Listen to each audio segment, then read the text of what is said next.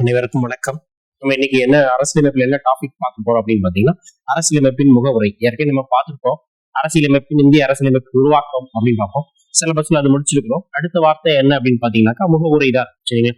அந்த முகவுரையை பத்தி நம்ம இந்த வகுப்புல டிஸ்கஸ் பண்ணப்போம். சரிங்களா? அரசியலமைப்பின் முகவுரை. சரிங்களா? ரொம்ப ரொம்ப முக்கியமானது. சரிங்களா? முகவுரை அப்படிங்கிறது இதுல என்ன பாத்தீங்கன்னா, முகவுரை அதுல பொருள் இருக்கு. ஒரு அரசியலமைப்புக்கு முகமாக விளங்கக்கூடிய ஒரு பகுதி முகவுரை. அவ்வளவு. நம்ம எப்படி நான் இருக்கிறேன்னா எனக்கு நம்ம முகம் இருந்தாதான் ஐடென்டிஃபை பண்ண முடியும். அந்த மாதிரிதான். சரிங்க. சரி. இந்த முகவுரை முதலில் அமெரிக்க அரசியலமைப்பு சட்டத்தில் தான் இடம்பெற்றது. உலகத்திலே எந்த அரசியலமைப்பு சட்டத்தில் முதலாக முகவுரை இடம்பெற்றதுன்னா அமெரிக்கா. இது அமெரிக்கா அப்படின்னு பாத்தீங்கன்னா யுஎஸ்ஏ அப்படின்னு கூட சொல்லுவோம். சரிங்களா? யுஎஸ்ஏனா யுனைடெட் ஸ்டேட் ஆஃப் அமெரிக்கா. அதுல இருந்து எடுத்து முடிச்சு. அடுத்து இந்தியா இறையாண்மை உள்ள சமதர்ம சமய சார்பற்ற மக்களாட்சி குடியரசு என்று அரசமைப்பு முகவுரை கூறுகிறது. சரி சார், உங்க நாடு இந்திய நாடு எப்படி ஆடு? இறையாண்மை உள்ள. அது என்ன சார் இறையாண்மை? விளக்கமாக பார்க்க போறோம். சரிங்க. இறையாண்மை உள்ள மக்களே அதிகாரம் கொண்டவர். இறையாண்மை உள்ள சமதர்ம எல்லாரும் சமம்தான். சமய சார்பற்ற இந்திய அரசாங்கம் சமய சார்பற்ற அரசாங்கம், எந்த ஒரு மதத்தையும் பின்பற்றார். மக்களாட்சி, எந்த ஆட்சி நடைபெறுதுன்னா மக்களாட்சி. யாரு ஆட்சி செய்வாங்க அப்படின்னா மக்களால் தேர்ந்தெடுக்கப்பட்ட பிரதிநிதிகளை கொண்டு செய்யக்கூடிய ஆட்சி தான் மக்களாட்சி. குடியரசு, குடிமக்களால் ஆன அரசாங்கம். நம்மளுடைய அரசு முறை எப்படி இருக்கா? குடியரசு. நம்ம தான் நம்மளுடைய அரசாங்க முறைகளை உருவாக்கிக்கிறோம். சரிங்களா? அதான் குடியரசு. அரசியலமைப்பின் நோக்கத்தையும் முகப்புரை விளக்கிறது. நம்ம அரசியலமைப்புடைய நோக்கங்களை விளக்கக்கூடிய பகுதியாக இருக்கு அப்படின்னா முகவுரை. முகவுரை பக்கத்தை வடிவமைத்தவர் அப்படின்னு பாத்தீங்கன்னா PL சிங்கம். இதுக்கு முந்தைய வகுப்புல நம்ம பார்த்திருப்போம். சரிங்களா? நேருவின் குறிக்கோள் தீர்மானமே பின்னாலே இந்திய அரசியலமைப்பின் முகவுரையாக மாற்றப்பட்டது அப்படின்னு பார்ப்போம். சரிங்க. அதே விஷயம். முகப்புரை என்பது இந்திய அரசியலமைப்பு சட்டத்தின் ஒரு முன்னுரை அல்லது அறிமுகம். சரிங்களா? முன்னுரை அல்லது அறிமுகம்னா அது முதல் தான். சரிங்களா? ஒரு இன்ட்ரோடக்ஷன் மாதிரி. சரிங்களா?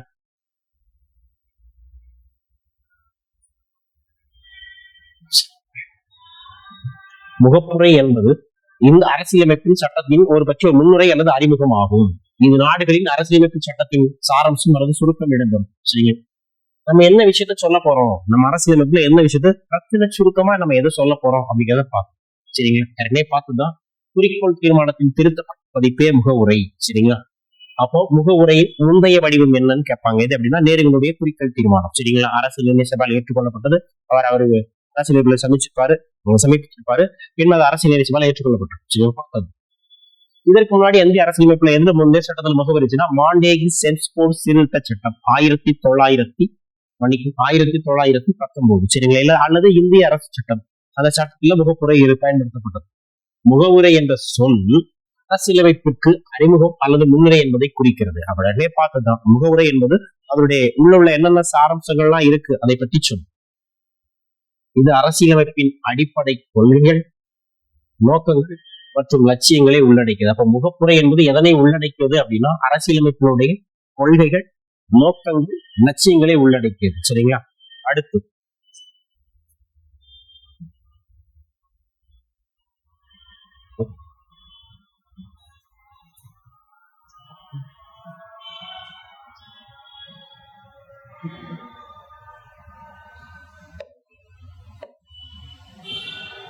இது அரசியலமைப்பின் சுருக்கம் அல்லது சாராம்சத்தை கொண்டது அப்படின்னு பார்ப்போம். இது பெருமதிப்புடன் அரசியலமைப்பின் திறவுகோல். ரொம்ப முக்கியமான கொஸ்டின். சரிங்க. அரசியலமைப்பின் திறவுகோல் என்று அழைக்கப்படக்கூடிய பகுதி அப்படின்னு பாத்தீங்கன்னா முகவுரை. அது என்ன சார் திறவுகோல்?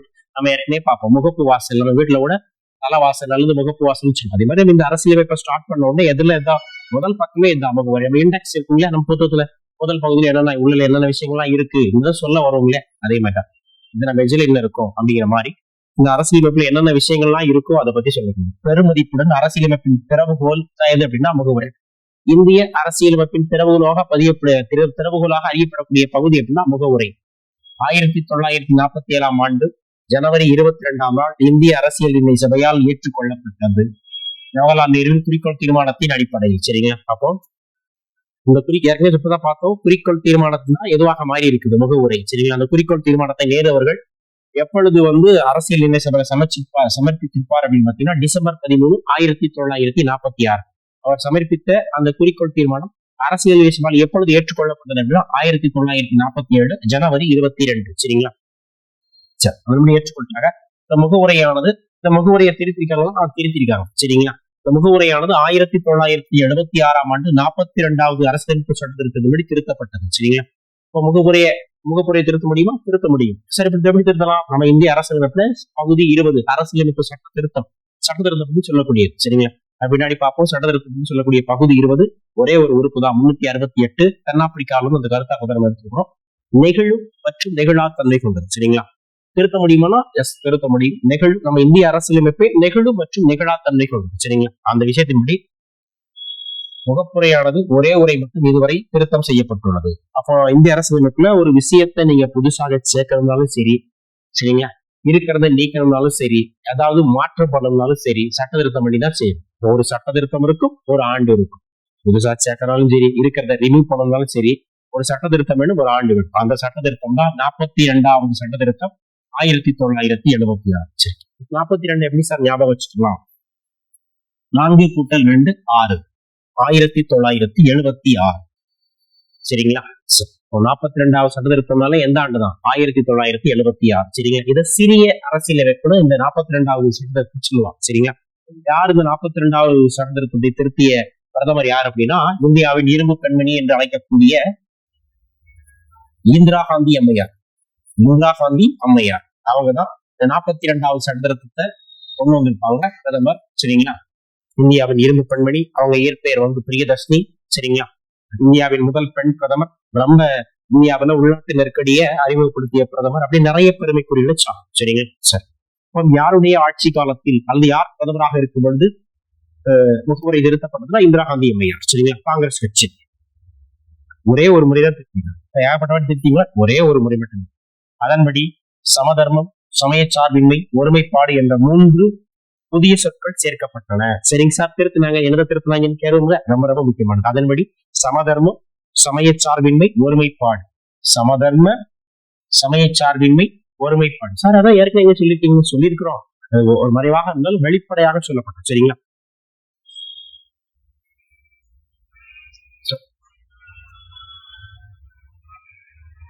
இந்திய மக்களாகிய நாம் என்ற சொற்களுடன் இந்திய அரசியலமைப்பு முகவுரை தொடங்குகிறது. சரிங்களா? இந்திய குடிமக்கள் அனைவருக்கும் சமூக, பொருளாதார, அரசியல், நீதி அனைத்திலும் பாதுகாப்பு வழங்குவது இதன் நோக்கமாகும். சரி, குடிமக்களுக்கு அரசியலமைப்பு நோக்கம் சமூக, அந்த சமூக இது ஜாதி மதம் அதெல்லாம் பார்க்க கிடையாது. பொருளாதாரத்திலையும் முன்னேறும். அரசியல் நீதி, சமூக நீதியும் கிடைக்க வேண்டும், பொருளாதார நீதியும் கிடைக்க வேண்டும். அரசியல் நீதினா என்னது பாத்தீங்கன்னா, அவர் ஒரு வேட்பாளராக அரசியல் நீதினா எல்லாத்துக்கும் எல்லாருமே கேண்டிடேட் நிற்கலாம். சரிங்களா? ஒரு சில தொகுதியில் பொது தொகுதி, தனி தொகுதி அந்த மாதிரி இருக்கு. பெண்களுக்கு ஒதுக்கப்பட்டதான் அரசியல் நீதியாக ஒரு நீதி ஒதுக்கப்படுகிறது. இதன் நோக்கமாகும். சரிங்களா?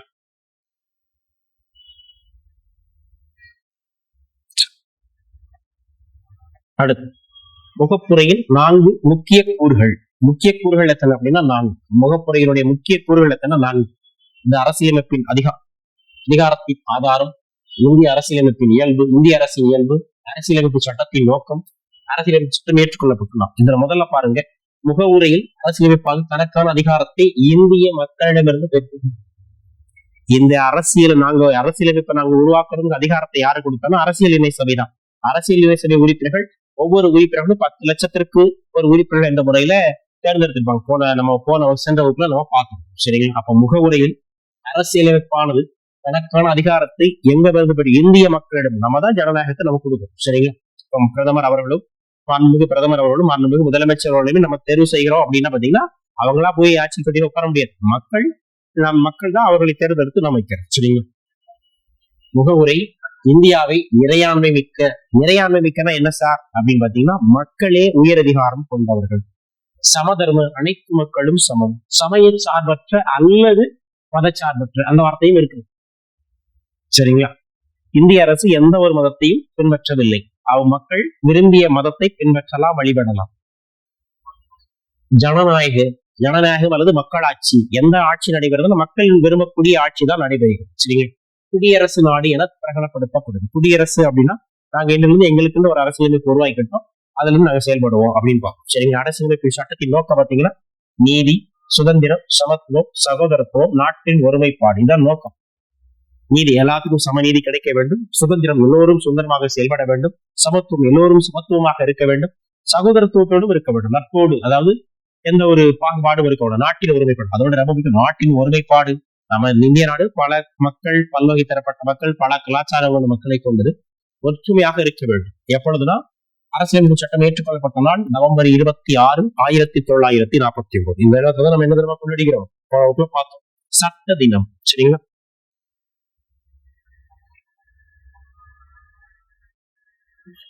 சரி, அடுத்து பார்க்கலாம்.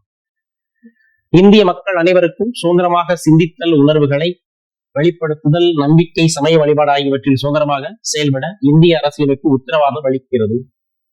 இந்திய மக்களுக்கு எது உத்தரவாதம் அளிக்கிறது அப்படின்னா, இந்திய மக்கள் அனைவருக்கும் சுதந்திரமாக சிந்தித்தல், உணர்வுகளை வெளிப்படுத்தல். நம்ம என்னதை ஒரு செலிப்ரேட் பண்றோம், ஒரு விழா கொண்டாடுறோம், அப்புறம் பாத்தீங்கன்னா ஏதாவது விழா கொண்டாடுறோம், எதை வேணுமே செயல்படுத்தலாம். நம்பிக்கை, சமய வழிபாடு, சாமி கும்பிடுறோம், எதனாலும் படிக்கலாம். சுதந்திரமாக செயல்பட எங்கனாலும் வரலாம், போகலாம், வைக்கலாம். யாருக்கும் எந்த இடைஞ்சல் இல்லாம சட்டத்துக்கு உட்பட்டு நம்ம எல்லாமே நடந்துக்கலாம். சரிங்களா? உத்தரவாதம் அளி. சரிங்களா? அப்போ இந்திய மக்களுக்கு அது எல்லா விதமான சுதந்திரம் உத்தரவாதம் அளிக்கக்கூடியது முகவுரை. 1789 ஆண்டு பிரெஞ்சு புரட்சி. பிரெஞ்சு புரட்சி ஆண்டு 1780. இது எப்படி சார் ஞாபகம்? அதுல 7, 8, 9 வருஷம் இருக்கு. இந்த பிரெஞ்சு புரட்சியின் முழக்கங்களாக சுதந்திரம், சமத்துவம், சகோதரத்துவம் ஆகியவை முக்கிய முழக்கங்கள் ஆகின. இது இந்திய அரசியலமைப்பின் முகவுரையில் இவற்றுக்கு முக்கிய தரவும் கிடைக்கிறது. அப்போ எந்த புரட்சியின் முழக்கங்களுக்கு இந்திய அரசியலமைப்பின் இந்திய அரசியலமைப்பின் முகவுரையில் முக்கியத்துவம் கொடுக்கப்பட்டதுன்னா பிரெஞ்சு புரட்சி. பிரெஞ்சு புரட்சி ஏற்பட்ட ஆண்டு 1789. மக்கள் இந்த காலகட்டத்துல மக்களாட்சி வெள வேண்டும், மன்னராட்சி ஒழிக்கப்பட்டு மக்களாட்சி கொண்டு வரப்படுங்கிற கருத்தாக்கத்தின் அடிப்படையில் பிரெஞ்சு புரட்சி. எப்பவுமே புரட்சி ஏற்பட்டதான் வெடிக்கும். சரிங்க? புரட்சி ஏற்பட்டதான் விடுதலை கிடைக்கும். சரிங்களா? அப்போ பிரெஞ்சு புரட்சியின் முழக்கங்கள் 3 எது அப்படின்னா சுதந்திரம், சமத்துவம், சகோதரத்துவம். சரிங்களா? இந்த கான்செப்டை நல்லா ஞாபகம் வச்சுக்கணும். ஏற்கனவே இந்திய நாடு 7 இறையாண்மை, சமதர்ம, சமயச்சார்பற்ற மக்களாட்சி குடியரசுன்னு பார்த்திருக்கோம். புதிதாக சேர்க்கப்பட்ட வளையம் சுதந்திரம், சமத்துவம், ஒருமைப்பாடு, அதை பார்த்திருக்கோம். சரிங்களா? சமயம் அடுத்த வரை பாத்தீங்க அப்படின்னு பாத்தீங்கன்னா அமெரிக்க அரசியலமைப்பில் மட்டுமே முதல் முறையாக முகப்புரை வடிவமைக்கப்பட்டது. சரிங்களா? இதுக்கு முன்னாடி அரசியலமைப்பு எங்க மட்டும் அடிக்கிறது? அமெரிக்கா. அந்த முகப்புரைங்கிற கருத்தாக்கம் இங்க தான் பட்டிருக்கோம், அமெரிக்கால தான் பட்டிருக்கோம். அம்பேத்கரின் கூற்று, சமூக மக்களாட்சியின் அடியை பற்றாவிட்டால் அரசியல் மக்களாட்சி நிலைத்திருக்காது. சரிங்களா?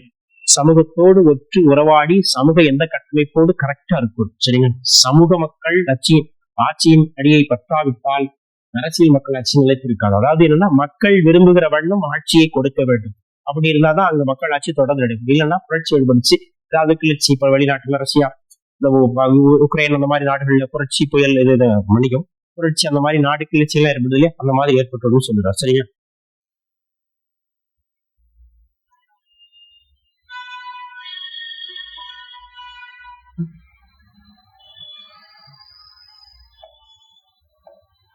அடுத்து பாருங்க, சமூக மக்களாட்சி என்பது சுதந்திரம், சமத்துவம் மற்றும் சகோதரத்துவம். சரிங்களா?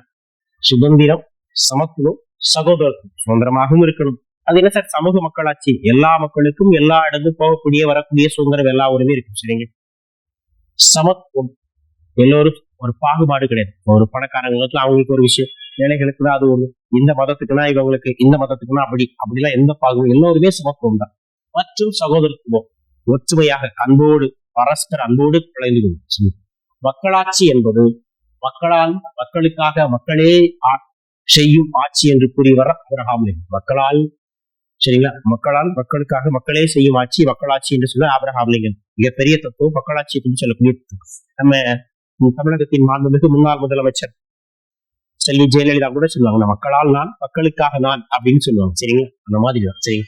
இது ஏற்கனவே நம்ம பார்த்த விஷயம். அரசியல் நிர்ணய சபைக்கு அறிமுகம் செய்யப்பட்ட நாள் எது பாத்தீங்க அப்படின்னா, நம்ம முகப்புரையின் முந்தைய வடிவமான இந்த குறிக்கோள் தீர்மானம் டிசம்பர் 13, 1946 அரசியல் நிர்ணய சபையால் முகப்புரை ஏற்றுக்கொள்ளப்பட்ட நாள் அப்படின்னு பாத்தீங்கன்னா ஜனவரி 22, 1947. சரிங்களா?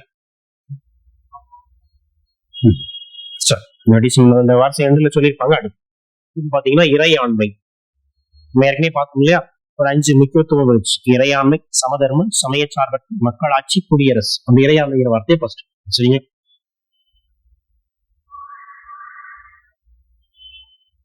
முகவுரையில இறையாண்மை என்ற சொல்லின் பொருளானது இந்தியா ஒரு சுதந்திர நாடு என்றும் அது எந்த நாட்டினையும் சார்ந்தது அல்ல என்றும் டொமினியன் அந்தஸ்து உள்ள நாடு இல்லைன்னு தெரிஞ்சுங்க. நாங்க எந்த நாட்டுக்கு அடிமை கிடையாது. எங்களை நாங்க ஆட்சி செய்யக்கூடிய தலைவர்கள் நாங்களே தேர்ந்தெடுப்போம், நாங்களே சட்டத்தை உருவாக்கிக் கொள்வோம் என்ற அனைத்து அதிகாரமும் மக்களிடத்தே உள்ளது. எங்களை யாரு கட்டுப்பாட்டுல நாங்க இல்லை அப்படிங்கறத சொல்லுவோம். சரிங்களா? இந்தியாவில யாரோட சார் இறையாண்மை இருக்கு? நம்ம இந்திய மக்களாதான் இறையாண்மை அதிகாரம் கொண்டவர். இந்திய சுதந்திர சட்டம் 1947 படி இந்தியாவோட சுதந்திரம் அடையும் வரை பிரிட்டிஷ் ஆட்சியின் கீழ் உள்ள ஒரு நாடாகும். சரிங்க. அவங்கதான் நம்மள ஆட்சி செஞ்சாங்க. தெரியும். 1947 ஆண்டு ஆகஸ்ட் 15 தேதி முதல் 1950 ஜனவரி 26 வரை இந்தியா சுதந்திரம் பெற்ற போதிலும் இந்தியாவானது பிரிட்டிஷ் அமைப்பின் கீழ் ஒரு காமன்வெல்த் தேசமாகவே கருதப்பட்டது. சரிங்க. காமன்வெல்த் ஏற்கனவே போன வகுப்பில் காமன்வெல்த் என்பது ஆங்கில ஆட்சியின் பிடியிலிருந்து சுதந்திரம் பெற்று அந்த நாடுகளின் கூட்டமைப்பை காமன்வெல்த். சரிங்க. ஏன் சார் அந்த கான்செப்ட் கொடுத்தாங்கன்னா, அவங்க சுதந்திரம் கொடுத்து போயிட்டு வேற யாராவது அவங்க நாட்டை கைப்பற்ற முடியாதுல, அதனால முழுசா இவங்க இந்த ஆளும் தகுதிய திறமை எல்லாம் வளர்த்துக்கிட்டு சட்டங்களை உருவாக்கிட்டு சரி ஓகேப்பா நம்பிக்கை வந்துச்சு, நீங்க இனிமே நீங்களே ஆட்சி செஞ்சுக்கிற ஒரு நம்பிக்கை வரும்போது அந்த நாடு முழுவதுமா போகும். சரிங்களா? மக்களே உயர் அதிகாரம் மிக்கவர்கள். இதுவே இறையாண்மை கோட்பாட்டின் அடிப்படையாகும். முக்கியமான வாய்ப்பு. சரிங்களா? இறையாண்மை கோட்பாட்டின் அடிப்படையே தான் மக்களே உயர் அதிகாரம் மிக்கவர்கள். அவ்வளவுதான். சரிங்களா?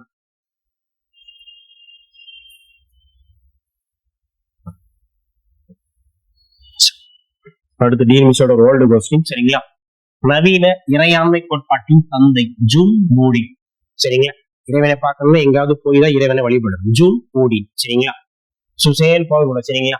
நவீன இறையாண்மை கோட்பாட்டின் தந்தை யாருன்னா ஜூன் போடி. இறையாண்மை அதிகாரங்கள் எங்கு இருக்க வேண்டும் என்று இந்திய அரசியல் சட்டத்தின் எந்த உரையும் குறிப்பிட்டு சொல்லவில்லை. எங்குதான் இருக்கணும் அப்படின்னா எல்லாமே மக்களிடம்தான். அப்படியே பார்க்கணும் இறையாண்மை எங்க இருக்கிறது என்று அரசியலமைப்பு ஆதாரம் என்ன என்பதையும் நாம் உறுதிப்படுத்திக் கொள்ள உதவும் ஒரே வழிதான் முகவுரை. அதிகாரம் எங்கப்பா இருக்கு அப்படின்னு சொல்லக்கூடியதுதான் முகவுரை. முகவுரை என்ன சொல்லுது? மக்கள் தான் அந்த அதிகாரம் இருக்கு. சிம்பிளா இறையாண்மை உயர்ந்த அதிகாரம் கொண்டவர்கள் மக்களே. அது எப்படி சார் அப்படி மக்களை சொல்றீங்கன்னா வேற ஒன்றும் இல்லை. இப்ப இருக்கிற தமிழக அரசு மாண்புமிகு முதல்வர் அவர்களுடைய ஆட்சி இவங்கதான் எங்களுக்கு முதலமைச்சர் வந்தா சிறப்பா இருக்கும் அப்படிங்கறதுல நம்ம வாக்களித்து அவங்களை தேர்ந்தெடுத்து வச்சுக்கணும். அதே மாதிரி மத்தியிலும் மாண்புமிகு பிரதமர் அவர்களையுமே நம்ம தேர்ந்தெடுத்துதான் நம்ம அதை வச்சிருக்கோம். சரிங்களா? நம்ம எங்களுக்கு இந்த பிரதமர் வந்து ஆட்சி செஞ்சா நல்லா இருக்கும் அப்படிங்கிற தான் மக்களே உடைய பெரும்பான்மை மக்களினுடைய முடிவே ஜனநாயக முடிவாகும். சரிங்க. இந்திய அரசியலமைப்பு சட்டம் நடைமுறைக்கு வந்த 1950 ஜனவரி 26 முதலே இந்தியா தனி குடியரசாக கருதப்பட்டது. சரிங்களா? அதுக்கு முன்னாடி வரைக்கும் நம்ம சுதந்திரம் பெற்றாலும் நம்ம யாருக்குள்ள இருந்தோம்னா ஆங்கில அரசின் கீழ் இருந்தோம். சரிங்க. மேலும் இந்தியா தன்னை என்று ஒரு இறையாண்மையுடன் உள்ள குடியரசு தேசம் என்று அறிவித்தது. எப்ப அப்படிங்கிறது 1950 ஜனவரி 26. சரிங்களா?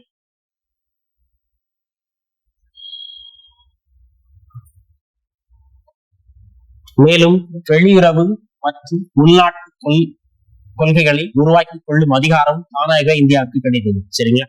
வெளிநாட்டு ஒப்பந்தம், வெளிநாட்டு முடிவு, நாட்டினுடைய பாரம்பரிய கலாச்சாரம், வெளிநாட்டுக்குள்ள ஒப்பந்தங்கள், நிர்வாக நடவடிக்கை எல்லாமே நாங்களே பாத்துக்கிறோம். அவ்வளவுதான். தன்னாட்சி மாதிரி 1945 இந்திய ஐக்கிய நாடுகளின் அவையில் உறுப்பினராக தன்னை இணைத்துக் கொண்டது. சரிங்களா? இது சுதந்திரத்துக்கு முன்பே ஐநா தினம் அப்படின்னு சொல்லுவீங்களா, அந்த மாதிரி ஐநா அமைப்பு 1945 உருவாக்கப்பட்டது. அதுல உறுப்பினராக இணைத்துக் கொண்டது. இந்தியா சுதந்திரம் பெற்று தன்னை இறையாண்மை உள்ள குடியரசாக அறிவித்த பொழுதும் ஐக்கிய நாடுகள் அவையில் எவ்வித குறைபாடுகளும் இந்தியாவிற்கு ஏற்படவில்லை. சரிங்க. ஏற்கனவே ஆங்கில அரசு பிடிச்சிட்டோம்னா அந்த மாதிரி எல்லாம் ஒண்ணு இல்லை. நாங்க எப்பவுமே கரெக்டா இருப்போம். அந்த மாதிரி அதிகாரங்களை கூடவோ குறைக்கோ சரி. சரிங்களா? மார்க்ஸ் முக்கியமானது. கூலை என்பவரின் வரையறை. அவர் என்ன சொல்ற இறையாண்மை பத்தி ஒரு ஸ்டேட்மெண்ட் சொல்றாரு. சரிங்களா? இறையாண்மை என்பது ஒரு நாட்டின் அத்தியாவசியமான பண்பு என்றும் நாட்டுக்கு உள்ளேயும் வெளியேயும் உள்ள அது எந்த அதிகார அமைப்புக்கும் கீழ்ப்படியாத முழு நிறைவான உயரதிகாரம் என்றும் பொருள்படும். வேறு உயர் அதிகாரம் எதையும் ஏற்காத முழு நிறைவான உச்சநிலை அதிகாரம் செயல்படுகிற அமைப்பே இறையாண்மையுடைய நாடு என்று வரையறை செய்கிறார். சரிங்க. சிம்பிளா சொல்லணும்னா யாரு பேச்சும் கேட்க மாட்டோம். இப்ப மோடி ஐயா இருக்காருன்னா, பிரதமர் ஐயா இருக்காரு அப்படின்னு பாத்தீங்கன்னாக்கா அவர் யாராவது வேற நாட்டு வேற அதிபர் ஏதாவது பேச்சு கட்டு செய்யறதா அப்படி அவரே முடிவு செய்யும். இந்த திருநாட்டுல நாங்களே இந்திய மக்களே நாங்களே எப்படி இருக்க வேண்டும், எப்படி ஆட்சி பண்ண முடியும் முடிவு செய்யும். அதான் இறையாண்மை. சரிங்களா? அப்படி சொன்னவர் யாருன்னா கூலே. சரிங்களா? அதிகாரம் நிறைவான அதிகாரம், அதிகாரம் எதையும் உச்சநிலை அதிகாரம், நாட்டுக்கு உயர் அதிகாரம், அதிகாரம் இருந்தாலே அந்த அவங்க நல்ல ஃபூலா தான் இருப்பாங்க. சரிங்களா? அந்த அதிகாரம் தான் கீவேர்டு. உயர் அதிகாரம், உச்சநிலை அதிகாரம் அப்படின்னு வார்த்தை வந்து யார் அப்படின்னா ஃபூலே.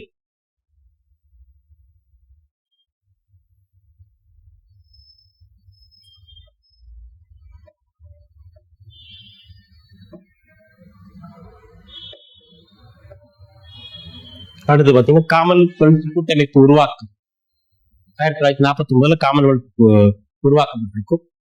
சரிங்களா? காமன்வெல்த் குடியுரிமை நீக்கம்னு இருக்கும். சரிங்களா? அந்த காமன்வெல்த் குடியுரிமை நீக்கம் 2003 முன்னாடி பார்ப்போம். சரி, காமன்வெல்த் கூட்டமைப்பு உருவாக்கம்னா 1940 நிறைய நாடுகள் இருக்கு. இந்தியாவும் அதுல நாடு ஒரு உறுப்பு நாடுகளா இருக்கு. இந்தியா பிரிட்டிஷ் காமன்வெல்த் டொமைன் அந்தஸ்திலிருந்து இறையாண்மை உள்ள குடியரசு நாடாக மாறினது 1950 ஜனவரி 26. சரிங்க? குடியரசு நாட்டம் அந்த வார்த்தை வச்சு. ஆனால் பாகிஸ்தான் எப்போ வரைக்கும் 1956 வரைக்கும் இருந்துச்சு. அவங்க அரசியலமைப்பு உருவாக்கல, நிறைய செயல்பாட்டு திட்டங்களை கொண்டு வருவது கஷ்டமா இருந்துச்சு. சரிங்க? விதி 249 முன்னாடி பாக்குது. மத்திய அரசு சாதாரண சமயங்களில் கூட அரசியல் சட்டத்தின் 249வது பிரிவின்படி மாநில பட்டியலில் உள்ள விஷயங்கள் குறித்து சட்டமேற்றலாம். உயர்ந்த அதிகாரம் மத்திய அரசிடமே இருக்கு. அதாவது ஒருமை நாட்டின் நலன் கருதி, அதாவது வரல படிச்சுக்கோங்க.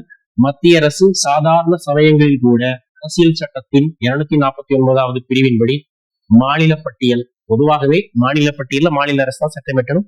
பொது பட்டியல 2 பேரும் ஏற்றுக்கொள்வாங்க.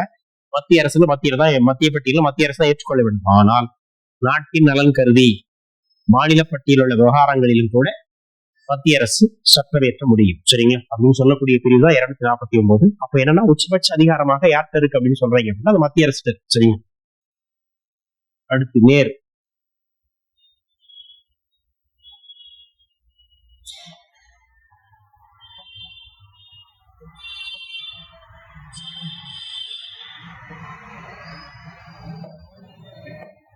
நேர் பாருங்க, 1900 காமன்வெல்த் கூட்டம் காமன்வெல்த் மீட்டிங்ல 1949 இந்தியாவின் சார்பில் கலந்து கொண்ட மாண்புமிகு முன்னாள் பிரதமர் நேரு அவர்கள் லண்டனில் நடைபெற்ற காமன்வெல்த் மீட்டிங்ல பிரதமர் கூட்டத்தில் ஒரு ஒப்பந்தத்தை ஏற்படுத்தினார். இதன்படி என்ன சொல்லாரு அப்படின்னு பாத்தீங்கன்னா, இந்திய நாடு முழு இறையாண்மை பெற்ற சுதந்திர குடியரசாக மாறிவிட்ட போதிலும் காமன்வெல்த் நாடுகளின் கூட்டத்தில் எண்ணம் நாங்க யாருக்கும் எந்த பிரச்சனையும் போக மாட்டோம், நாங்க அதன்படி நடந்து கொள்வோம். காமன்வெல்த் நாடுகள் சுதந்திரம் பெற்ற நாட்டின் நட்புடன் இயங்குவதற்கு லட்சியமாக பிரிட்டிஷ் அரசை ஏற்கும் என்றும் அறிவிக்கப்பட்டது. சரிங்களா? அந்த மாதிரி கான்செப்ட் நம்ம பார்த்தோம். சரிங்களா?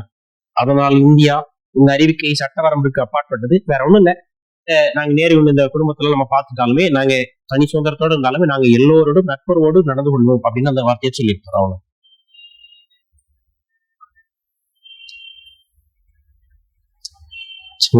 இறையாண்மைன்னு பார்த்துட்டோம். நம்ம இந்த 5 வார்த்தைகள் பார்த்தோம்னா அரசியலமைப்பு இறையாண்மைகளுக்கு விளக்கம் கொடுக்கும். சிம்பிளா இறையாண்மை என்பது அதிகாரம் மக்களிடத்தே உள்ளது, அவ்வளவுதான். சரிங்க?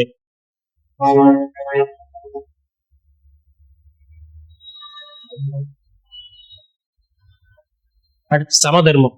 சரிங்களா? இப்படியே பார்ப்போம். ஒரு 3 வார்த்தைக்கு புதுசாக சேர்த்துப்பாங்க. சமதர்மம் இந்த சுற்றி ஏற்கனவே இருந்துச்சு, இருந்தாலும் அதை ஒரு மறைமுகமா இருந்துச்சு. சமதர்மம் என்ற சொல் 1976 ஆண்டு 42 சட்டத்திருத்தத்தின் மூலம் சோசியலிசம் என்னும் சமதர்மம் என்ற வார்த்தை இந்திய அரசியலமைப்பில் சேர்க்கப்பட்டது. அப்போ சமதர்மம் என்ற சொல் எத்தனையாவது சட்டத்திருத்தத்தின் மூலம் இந்திய அரசியலமைப்பில் சேர்த்துக் கொள்ளப்பட்டதா? 42வது சட்டத்திருத்தம். எந்த ஆண்டு? 1976. அதற்கு முன்னரும் சமதர்மம் என்பது அரசியலமைப்பின் வழிகாட்டு நெறிமுறை கோட்பாடுகளில் பகுதியில் உள்ள சில விதிகளில் இருந்தது. இல்லைன்னு இல்லை, இருந்துச்சு. டைரக்டா கொண்டு, அதாவது அரசியலமைப்பு சட்டத்தில் மறைமுகமாக இருந்தவை பொது வெளிப்படையாக தெரிவிக்கப்பட்டது. சரி, எல்லோருமே சமம் தான், எந்த ஒரு மாற்று கருத்தும் கிடையாது. சரிங்களா?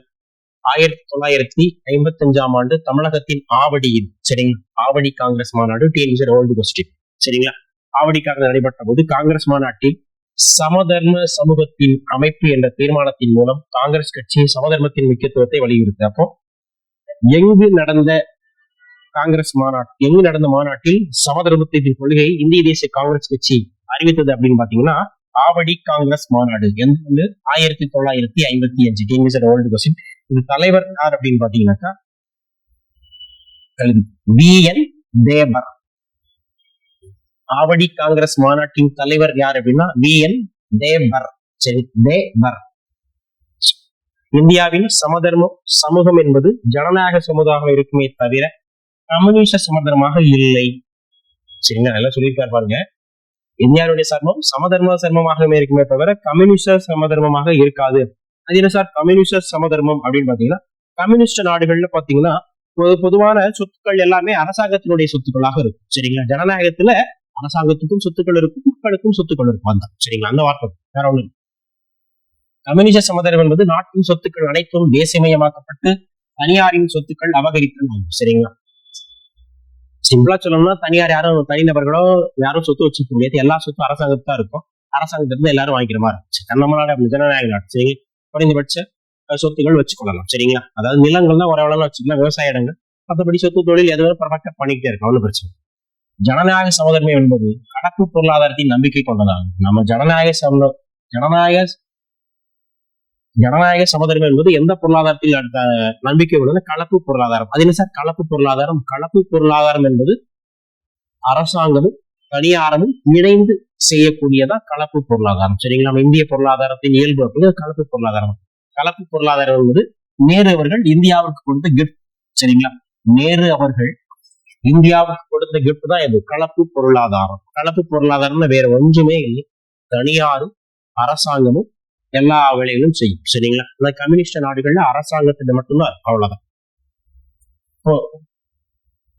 1991ஆம் ஆண்டு கொண்டு வந்த புதிய பொருளாதார கொள்கை, அதுல தாராளமயமாக்கல், தனியார்மயமாக்கல், உலகமயமாக்கல், எல்பிஜி அப்படின்னு சொல்லுவாங்க. லிபரலைசேஷன், பிரைவேடைசேஷன், குளோபலைசேஷன் சொல்லுவாங்க. சரிங்களா, நரசிம்மராவ் காலத்து பிரபுராவ் கொண்டு வந்துடப்பட்டிருக்கும். சரிங்களா, அப்போதைய இப்போ சமீபத்துல மறைந்தார் மாண்புமிகு முன்னாள் பிரதமர் மன்மோகன் சிங். அவர் தான் அந்த காலகட்டத்துல நிதியமைச்சராக இருந்தது. சரிங்களா, இந்த புதிய பொருளாதார கொள்கையின் போது நிதியமைச்சராக இருந்தவர் யார் அப்படின்னா மன்மோகன் சிங். சரிங்களா, இவர் ஒரு மிகப்பெரிய திறமைசாலி. பொருளாதாரத்துல மேற்கத்திய நாடுகள்ல ஆசிரியராகவும் நிறைய பணிகள்ல உலக வங்கி மற்றும் நம்ம இந்தியாவினுடைய இந்திய ரிசர்வ் வங்கி, முக்கியமானது இந்திய ரிசர்வ் வங்கி மற்றும் நிதியமைச்சர் மற்றும் முதலமைச்சர், இந்த 3 பதவிகளையும் அலங்கரித்த நபர் யார் அப்படின்னா மன்மோகன் சிங். ரொம்ப முக்கியமானது RBI கவர்னர், இந்தியாவின் நிதியமைச்சர், இந்தியாவின் பிரதமர். இந்த 3 பதவிகளையுமே அலங்கரித்த நபர் யாருன்னா மன்மோகன் சிங், பொருளாதார தந்தை. சரிங்களா, எனக்கு பிடித்தமான மிகவும் நபர் அவர். சமதர்ம சமூகத்தில் ஓட்டை விழுந்தது என்பதே உண்மையாகும். சரிங்க, சமதர்மம் என்பதை பற்றி நமது அரசியலமைப்பு சட்டம் வரையறை செய்யவில்லை. சரிங்க, வழக்கு. சரிங்களா, இந்திய ஒரு வழக்கு, ஒரு கேஸ் இருக்கு, ஓல்டு கேஸ். சரிங்களா, முக்கியமான கொஸ்டின். மக்களாட்சி, சமத்துவம், வறுமை, அறியாமை, நோய் மற்றும் வாய்ப்புகளுக்கு இடையேயான சமமின்மையை குறிப்பதை நோக்கமாக கொண்டது அப்படின்னு. சரிங்களா, இதுல என்ன வழக்குல சொல்லியிருப்பாங்க? ஜிபி பந்த் விவசாயம் மற்றும் தொழில்நுட்ப பல்கலைக்கழகம், அந்த பல்கலைக்கழகத்தின்படி உத்தரப்பிரதேச அதற்கு இந்த தொழில்நுட்ப பல்கலைக்கழகத்துக்கு எதிரான வழக்குகள்ல மக்களாட்சி, சமத்துவம் என்பது வறுமை, அறியாமை, நோய் மற்றும் வாய்ப்புகளுக்கு இடையான சமமின்மை குறிப்பதை நோக்கமாக கொண்டது. அடுத்த ஒரு முக்கியமான கொஸ்டின். நாகாரா மற்றும் இந்திய அரசு எதிரான வழக்கு. இந்திய சமத்துவம் கம்யூனிசத்தையும் காந்தியத்தையும் ஒருங்கே பெற்றது, காந்திய சமத்துவத்துடன் நெருக்கமாக வளைந்துள்ளது. Old question. சரிங்களா, நம்ம இந்திய சமத்துவம் எந்த தத்துவத்தோடு நெருங்கிய தொடர்பு வளைந்து காணப்படுகிறதா? காந்திய தத்துவம். சரிங்க, அப்படின்னு சொன்ன வழக்கு என்ன? நாகரா வழக்கு. சரிங்க, அடுத்து பாத்தீங்கன்னா மதச்சார்பின்மை. என்ன சார் மதச்சார்பின்மை அப்படின்னா, நம்ம இந்திய அரசாங்கத்துக்கு எந்த ஒரு மதமும் கிடையாது. மதச்சார்பற்ற அரசாங்கம், மதச்சார்பின்மை. இந்திய அரசு ஒரு மதச்சார்பற்ற நாடாகும். சரிங்க, இந்தியா ஒரு சமதர்ம சமய சார்பற்ற நாடாகும். சரிங்களா, எல்லாரும் சமம் தான். மதச்சார்பற்ற வார்த்தையும் ஒண்ணு. சரிங்க, இந்திய குடிமகன் தான் விரும்பும் மதத்தை பின்பற்றவோ பரப்பவோ உண்டு. 25 எந்த மதத்தினாலும் பின்பற்றாங்க. இந்திய அரசாங்கத்துக்கு எந்த மதமும் கிடையாது. எடுத்துக்காட்டு பாத்தீங்கன்னா பாகிஸ்தான், அந்த நாட்டினுடைய பெரும்பாலான பதவிகள், முக்கியமான பதவிகள் வைக்கிறவங்க எல்லாருமே அந்த இஸ்லாமிய மதத்தை சார்ந்தவர்களாக இருப்பாங்க. பக்கத்துல பாத்தீங்கன்னா நம்ம இலங்கை இருக்கு, பௌத்தத்தை பின்பற்றக்கூடிய அந்த தலைவர்கள், முக்கியமான பொறுப்பில் வர்றவங்க இந்த பௌத்த மதத்தை சார்ந்தவர்களாக இருக்க வேண்டும். சரிங்களா, இந்த மாதிரி நேபாள நாடு இருக்கு, அங்க இந்துக்கள் தான் வருவாங்க. அந்த மாதிரி விஷயங்கள் இருக்கு. நம்ம நாட்டிலுமே கிடையாது.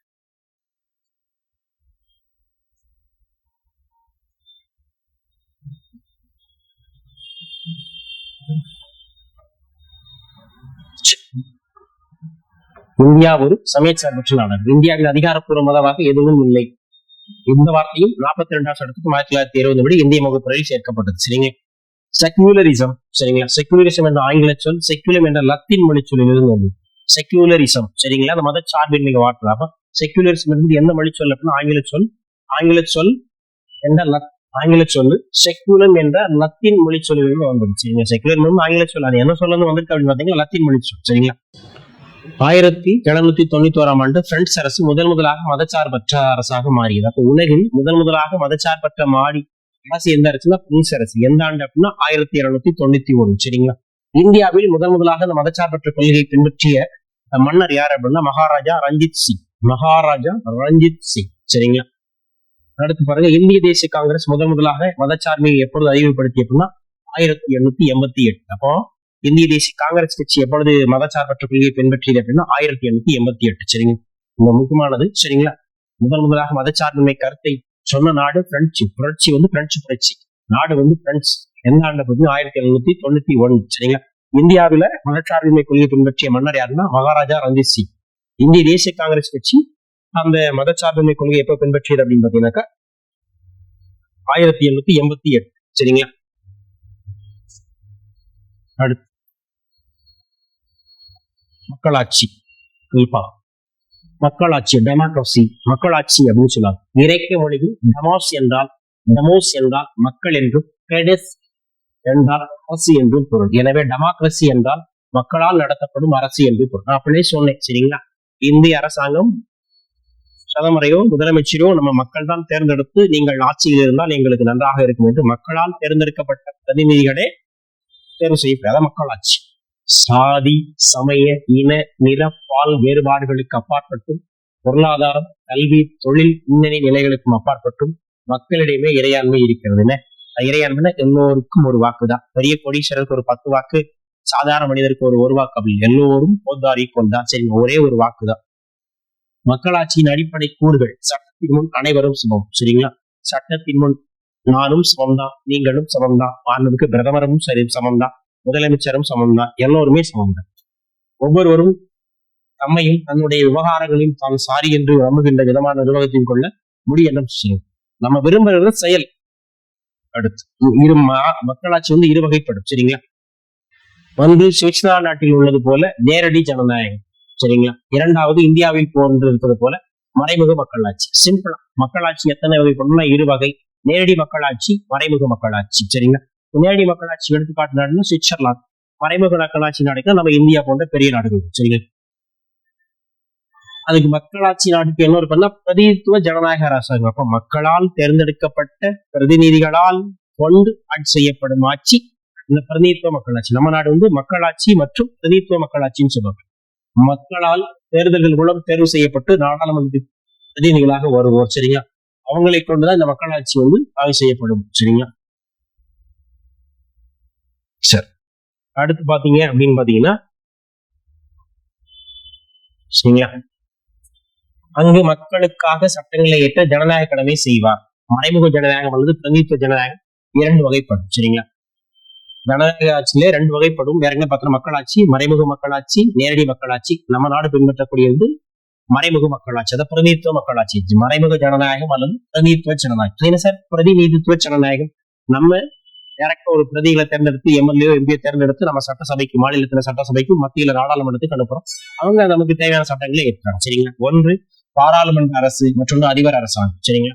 அரசாங்கம் 2 அளவு இருக்கு. ஒன்று பாராளுமன்ற அரசு, மற்றொன்று அதிபர் அரசாங்கம். நம்ம இந்தியா பாராளுமன்ற அரசாங்கம். 2 அவைகளை கொண்ட அவை. சரி, பாராளுமன்ற அரசாங்கம். இப்போ அமெரிக்கா, பாகிஸ்தான் அதிபர் அரசாங்க முறைகள் இருக்கு. சரிங்களா? இந்தியாவை பிரதிநிதித்துவ நாடாளுமன்ற மக்களாட்சி முறையை நாம் ஏற்றுக்கொள்கிறோம். பிரதிநிதித்துவ நாடாளுமன்ற முறை. சரிங்களா? 18 வயதுக்கு மேற்பட்ட ஆண், பெண் இருபாலருக்கும் வாக்குரிமை உண்டு. சரிங்களா? 18 வயதுக்கு மேற்பட்ட அனைவருக்கும் வாக்குரிமை உண்டு. அதன்படி பிரதிநிதிகள் தேர்வு செய்யப்படுகிறாங்க. சரிங்களா? வயது ஒரு வாக்குரிமை பற்றி சொல்லக்கூடிய பிரிவு 326 டைமண்ட் கொஸ்டின். கேள்விசில ஏகப்பட்ட வாட்டி கேட்கப்பட்டுச்சு. மக்களால் தேர்ந்தெடுக்கப்படும் சட்டமேற்றும் அவைக்கு நிர்வாகம் அளிக்கும் பொறுப்பு உடையதற்பது பிரிவுகள் 75ல 3 மற்றும் 162 ஆகிய விதிகள் இதற்கு சான்றாக உள்ளது. சரிங்களா? பின்னாடி நம்ம பார்ப்போம்.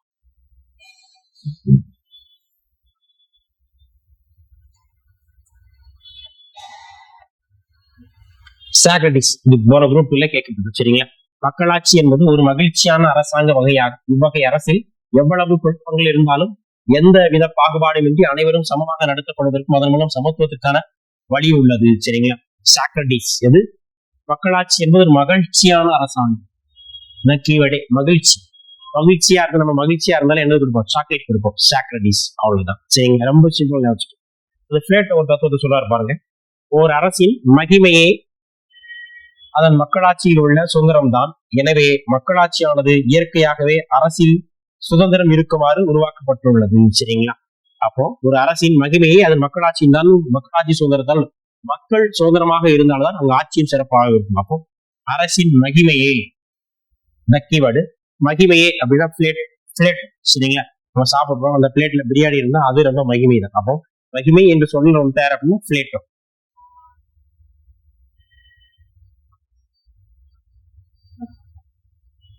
அடுத்து கூடுதல் தகவலா பார்ப்போம். பெண்களுக்கு வாக்குரிமை அளித்த நாடு எது அப்படின்னா நியூசிலாந்து. முதலாக பெண்களுக்கு வாக்குரிமை அளித்த நாடு எது அப்படின்னா நியூசிலாந்து. எந்த ஆண்டு அப்படின்னா 1893. பிரிட்டன் எந்த ஆண்டு கொடுக்கணும்? 1918. அமெரிக்கா எப்படின்னா 1920. இந்தியா எப்படின்னா 1921. சரிங்களா? கேட்கலாம், இந்த வாட்சிப்படியோட கேட்கலாம். அப்போ பெண்களுக்கு முதலாக வாக்குரிமை நாடு எது அப்படின்னா நியூசிலாந்து. நியூவா ஒரு புதுசா ஒரு விஷயத்தை செஞ்சிருக்காங்க, அதான் நியூசிலாந்து. சரிங்களா? இந்தியாவில் 79% மக்கள் மக்களாட்சி மீது நம்பிக்கை கொண்டுள்ளனர். அப்போ இந்தியாவில் எத்தனை சதவீத மக்கள் மக்களாட்சி மீது நம்பிக்கை கொண்டுள்ளதா? 79. சரிங்களா?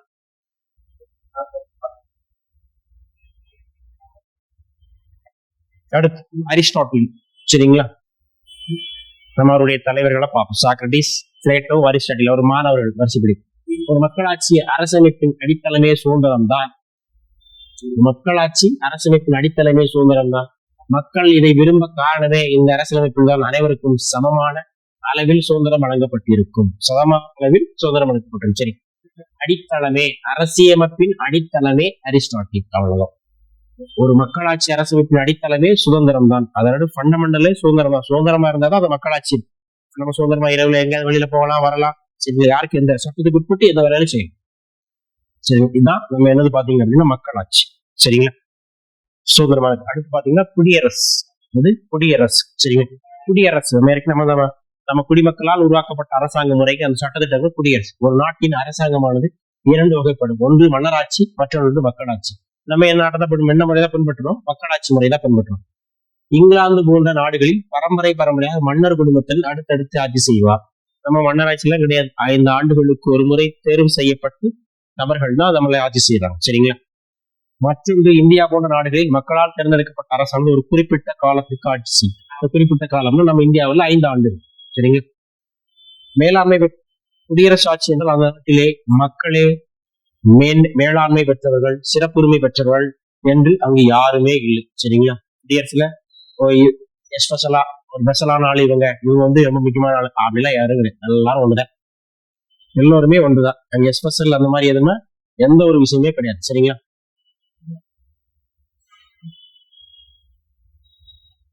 ஒரு குறிப்பிட்ட ஆண்டு 5 ஆண்டுகளுக்கு ஒரு முறை தேர்தல் நடைபெறும். சரிங்களா? குடியரசு ஆட்சி என்றால் அந்த நாட்டிலே மக்களே மேலாண்மை பெற்றவர்கள், சிறப்புரிமை.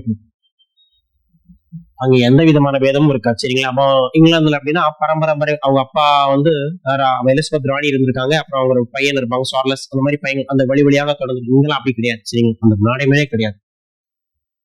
மக்களாட்சி குடியரசு எனும் போது தேர்ந்தெடுக்கப்பட்ட தலைவரும் மக்கள் பிரதிகளான அரசும் கொண்ட அமைப்பே நாம் பொருள் கொள்ளலாம். சரிங்களா?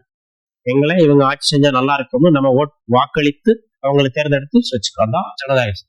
ஃபெடரலிஸ்ட் என்னும் நூலில் மடிசன் என்பவர் கூறுவது, மக்களிடமிருந்து நேரடியாகவோ மறைமுகமாகவோ அதிகாரத்தை பெறுகின்ற அரசே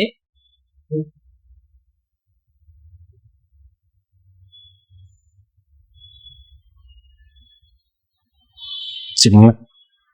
மடிசன் என்ற நபர் ஃபெடரலிஸ்ட் என்னும் நூல் என்ன சொல்றார்? மக்களிடமிருந்து நேரடியாகவோ மறைமுகமாகவோ அதிகாரத்தை பெறுகின்ற அரசே குடியரசினை நியமிக்கின்றார்கள். மக்கள் விரும்புகின்ற வரையில் ஒரு குறிப்பிட்ட காலத்திற்கு அவர்கள் நன்னடத்தை உடையவர்களாக இருக்கின்ற வரை பதவியில் வைக்கலாம். இந்த நூல் என்ன சொல்றாருன்னா, மக்களுக்கு நல்ல செய்யக்கூடிய திட்டங்களை நீங்க அவங்க எதிர்ப்பு இல்லாத வரைக்கும் நீங்க ஆட்சி செய்யலாம் அப்படின்னு சொல்லியிருப்பார்.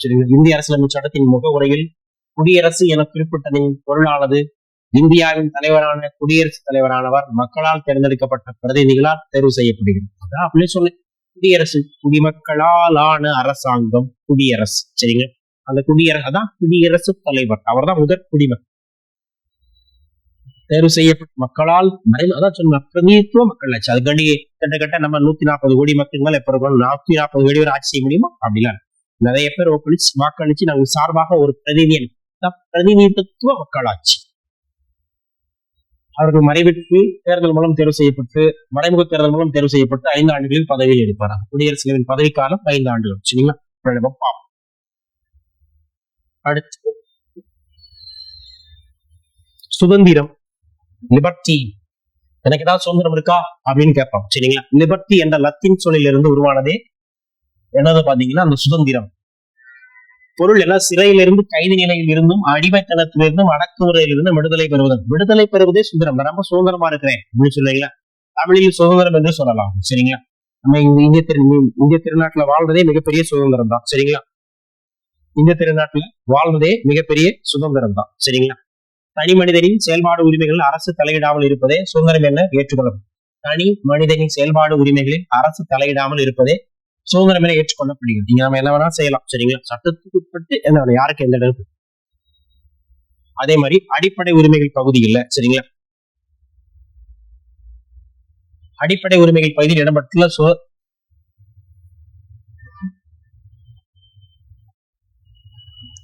அடிப்படை உரிமைகள் பகுதியில் இடம்பெற்றுள்ள சுதந்திரங்களையும் தனி மனிதன் மேம்பாட்டுக்கும் நாட்டின் மேம்பாட்டுக்கும் அத்தியாவசியமான என கருதப்படும் சுதந்திரங்களையும் உள்ளடக்கியதாக சுதந்திரம் இருக்கும். சரிங்களா?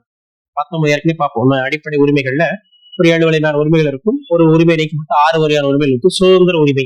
சரிங்களா? 19வது பிரிவு இருக்கும். சரிங்களா? கிட்டத்தட்ட ஒரு 7 வகையான உரிமைகள் இருக்கும். தற்போது 6 இருக்கு. 19வது பிரிவானது பேச்சுரிமை, கருத்து வெளிப்பாட்டு உரிமை போன்றவற்றை பாதுகாக்க உத்தரவாதம் அளிக்கிறது.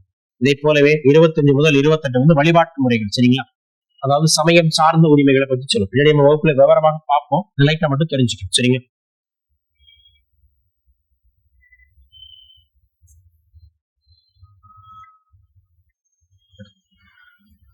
அரசியலமைப்பின் அடிப்படை உரிமைகளில் விரிவாக சொல்லப்பட்டுள்ள சிந்தனை, கருத்து வெளிப்பாடு, சமய நம்பிக்கை, வழிபாடு போன்றவற்றின் சுதந்திரம் நாட்டின் பாதுகாப்பையும் பொதுநலையும் பாதிக்காதவாறு கட்டுப்படுத்தவும் வேண்டும். சரிங்க? அதுக்காண்டி சுதந்திரம் இருக்காண்டி என்ன வேணாலும் அப்படி அரசியலமைப்பு சட்டத்தில் நாட்டின் பிரமரம் பொது நலனையும் பாதிக்காதவாறு நீங்க நல்லா சுதந்திரமா இருக்கலாம். ஆனா அரசாங்கத்திற்கோ பொதுமக்களுக்கோ எந்த இடைஞ்சலும் பண்ணக்கூடாது. சரிங்களா? சுதந்திரம் பிரெஞ்சு புரட்சி 1780 பெறப்பட்டது. சுதந்திரம் என்கிற கருத்தாக்கம் எங்க இருந்து பெறப்பட்டது அப்படின்னு சுதந்திரம், சமத்துவம், சகோதரத்துவம் சொல்லுவீங்க. அது மாதிரிதான் பிரெஞ்சு புரட்சியில இருந்து பெறப்பட்டது. பிரெஞ்சு புரட்சியின் முழக்கம் எதுன்னு பாத்தீங்கன்னா இந்த விஷயங்களை பார்த்தோம். சரிங்க? சுதந்திரம், சமத்துவம், சகோதரத்துவம். அதுக்கடுத்து சமத்துவம். அந்த புரட்சி நமக்கு பார்த்தோம்ல, சுதந்திரத்தை பார்த்தா சமத்துவம். எல்லாருமே சமம் தான். அந்த கான்செப்ட் அடிப்படையாக சொல்லும். சட்டத்தின் முன் அனைவரும் சமம். சரிங்களா? சட்டத்தின் முன் அனைவரும் சமம். சாதாரண குடிமகன், சாதாரண ஏழையும் ஒண்ணுதான், பணக்காரனும் ஒண்ணுதான், முதலமைச்சரும் ஒண்ணுதான். இந்த மாதிரி ஒரு சின்ன சலுகைகள் தான் இருக்குமே தவிர சட்டத்தின் முன் அனைவரும் சமம். யாரு கொலை செஞ்சாலும் கொலைவாளி தான். அது மாதிரி அப்படின்னு சொல்லக்கூடிய பிரிவு 14. சட்டத்தின் முன் அனைவரும் சமம். எனக்கு 4 பேரும் ஒண்ணுதான். எல்லாரும் அவை வேலை வேறுபாடு 4 பேரும் எனக்கு ஒண்ணுதான். சட்டம் தண்டனை அளித்தாலும் அல்லது பாதுகாப்பு அளித்தாலும் பிறப்பு போன்ற காரணங்களுக்காகவே பேதமின்றி அனைவரையும் ஒரே மாதிரியாக நடத்த வேண்டும். அத்துடன் குடிமக்கள் அனைவரையும் அவருடைய திறமையும் தன்மையும் மாற்றலையும் பொறுத்துத்தான் அரசு பதிவுகளையோ பிற பொறுப்புகளையோ கௌரவங்களையோ பெறுவதற்காக தவிர்த்து. சரிங்களா? அதுக்காண்டி எல்லாருக்கும் எந்த பொது கொடுப்பாங்களோ அப்ப போட்டித் தேர்வுல வைக்காம வேலையை கொடுத்துட முடியாது. அப்படிலாம் கிடையாது. குறிப்பிட்ட பணிகளுக்கு குறிப்பிட்ட தேர்வு அந்த மாதிரி முறைகளை வச்சு தகுதியின் அடிப்படையில். சரிங்களா? இந்திய அரசியலமைப்பின் முகவுரையில் கூறப்பட்டுள்ள இந்திய குடிமக்கள் அனைவருக்கும் அந்தஸ்து, மரியாதை மற்றும் சமமான வாய்ப்பு ஆகியவற்றை உறுதி செய்யப்படும். சரிங்களா? குடிமை சமத்துவம். இந்த சமத்துவம் 2 இருக்கும். என்னென்ன சமத்துவம் இருக்குன்னா குடிமை சமத்துவம், அரசியல் சமத்துவம்,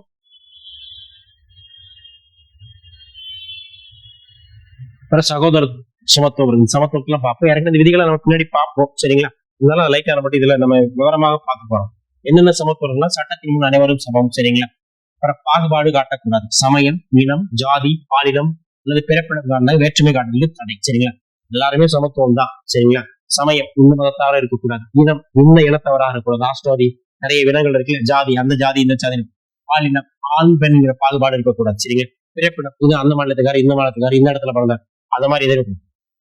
பொது வேலை வாய்ப்புகளில் சம வாய்ப்பு. சரிங்களா? பொது வேலை வாய்ப்புகளில் சம வாய்ப்பு. சரிங்களா? திறமைக்கு ஏற்ற வேலை, தகுதிக்கு தகுந்த வேலை. அடுத்து நம்ம தீண்டாமை ஒழிப்பு. சரிங்களா? தீண்டாமை ஒழிப்பு அப்படின்னா அந்த ஒரு 3 குரங்கு பொம்மைகள் இருக்கும். சரிங்களா? தீயவற்றை பார்த்தல் கூடாது, தீயவற்றை கேட்டல் கூடாது, தீயவற்றை பேசல் கூடாது. காந்தியின் தத்துவமான விதி. சரிங்களா? தீண்டாமை ஒழிப்பு. தீண்டாமை யாரு பண்ணாலும் பிரச்சனை. பட்டங்கள் ஒழிப்பு. 17 வயசுல தான் நம்ம +2 முடிப்போம். டிகிரி ஸ்டார்ட் பண்ணது 18 வயசு. பட்டங்கள் ஒழிப்பு இதெல்லாம் என்ன உரிமை அப்படின்னா அந்த மாதிரி. அடுத்து பாத்தீங்கன்னா சகோதரத்துவம். சகோதர உறவோடு இருப்போம். சரிங்களா? நம்ம நீதி, சுதந்திரம், சமத்துவம் ஆகிய நெறிகள் இந்திய மக்களிடையே சகோதர மனப்பான்மை உருவாக்கினால்தான் அவற்றுக்கு பொருள் உண்டு.